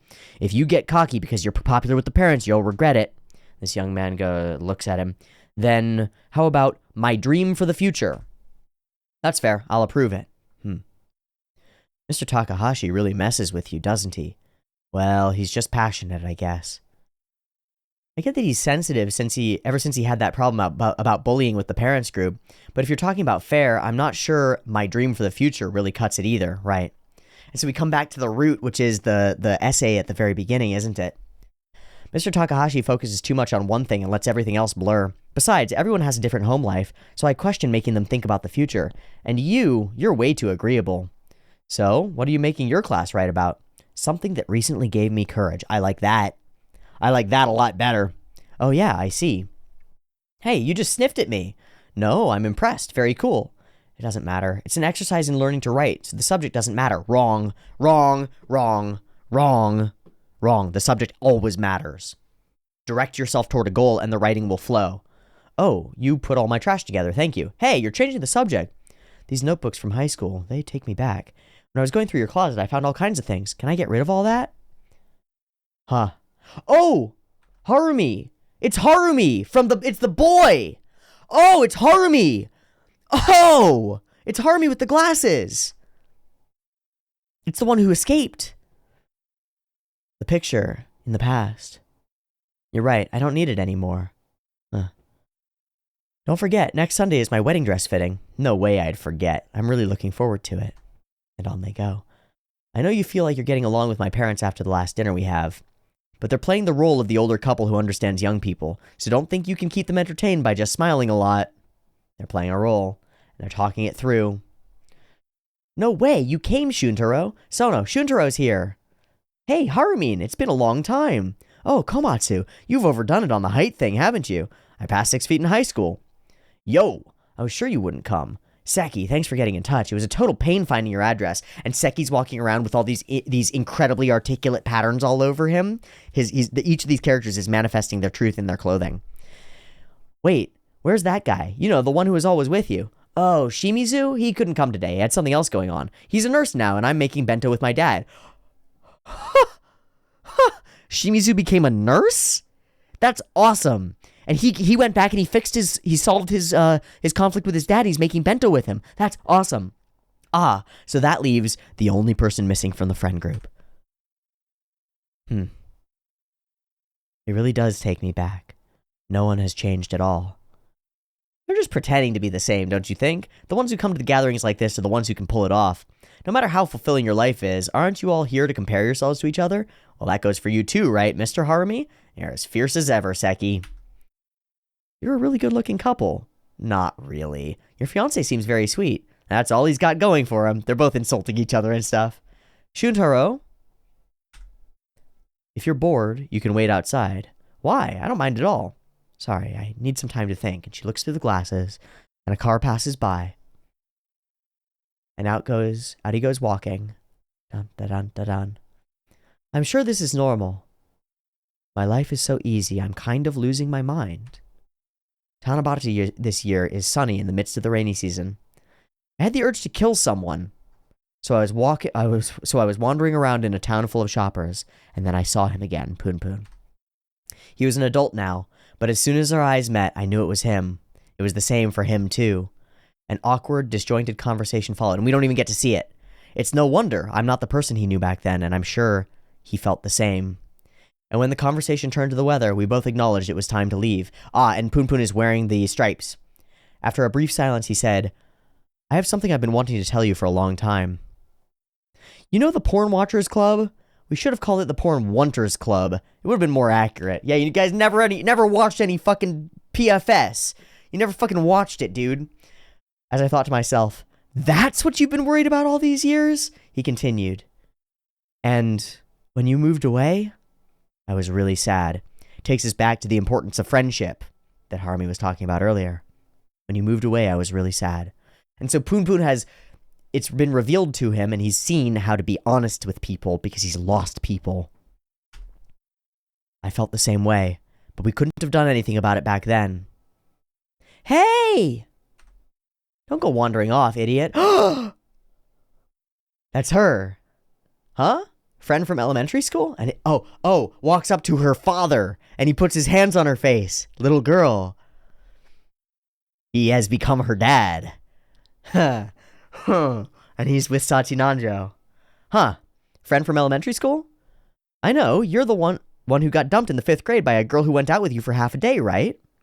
Come on, we're going. Everybody was looking for you. As we parted, I said, you got married. His expression denied it, and I didn't pursue it any further because it's not true.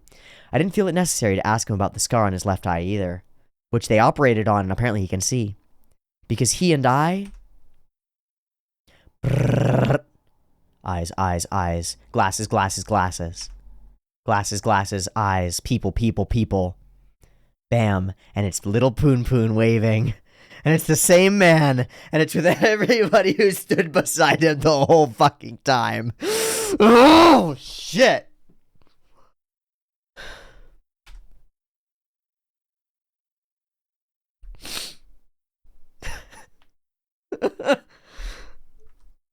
I said, see you later, thinking in the back of my mind that we would never see each other again. I couldn't remember his name. No, he gave it up.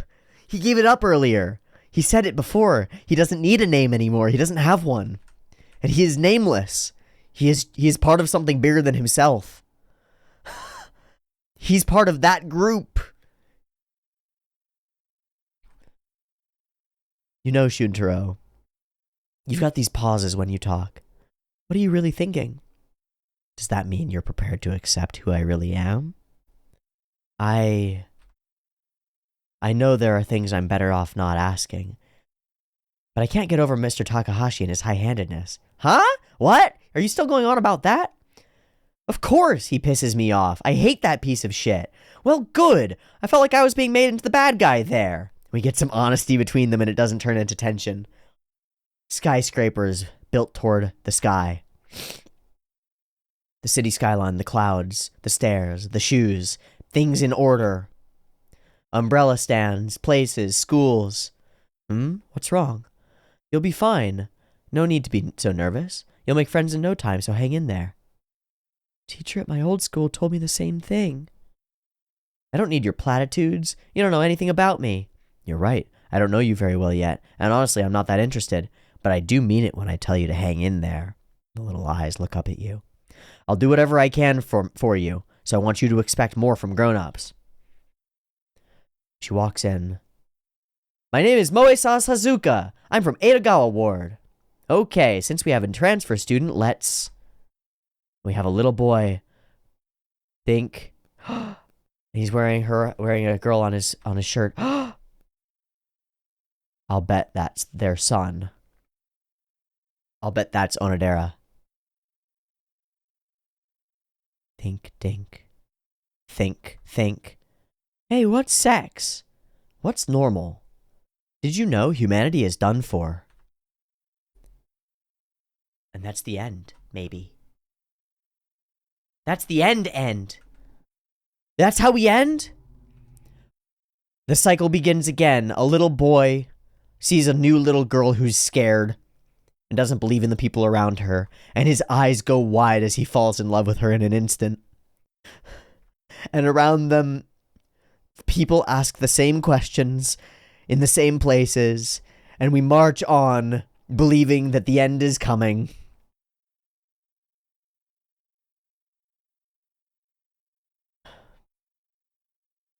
and the ever-marching flow of human experience and existence continues. Because it always continues, and there is no end to it. There's only up. There's only the sky, and the sky is the limit. And that is to say that there is no limit, because the sky has no border to it. It just keeps going. And there, in front of a great triangular cloud of eyes, which is what it is, stands the symbol of the divine feminine, Aiko, across a horizon line pointed toward the sky. All you have to do is put a little rocket ship right here, and the symbol is complete, right?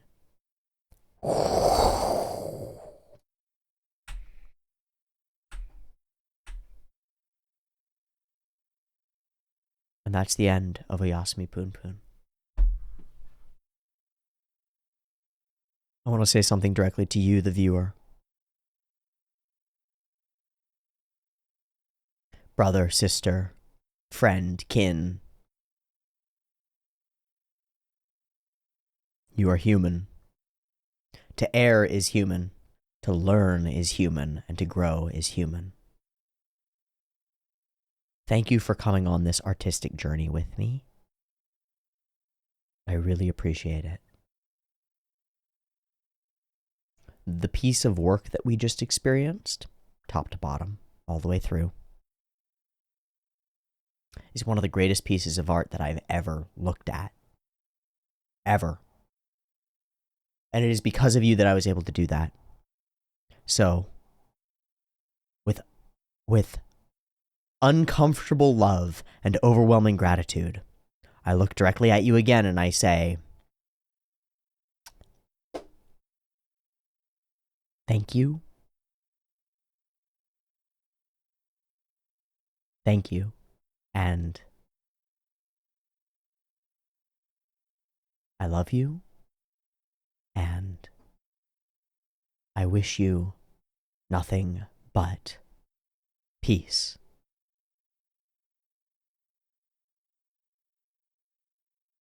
Good night.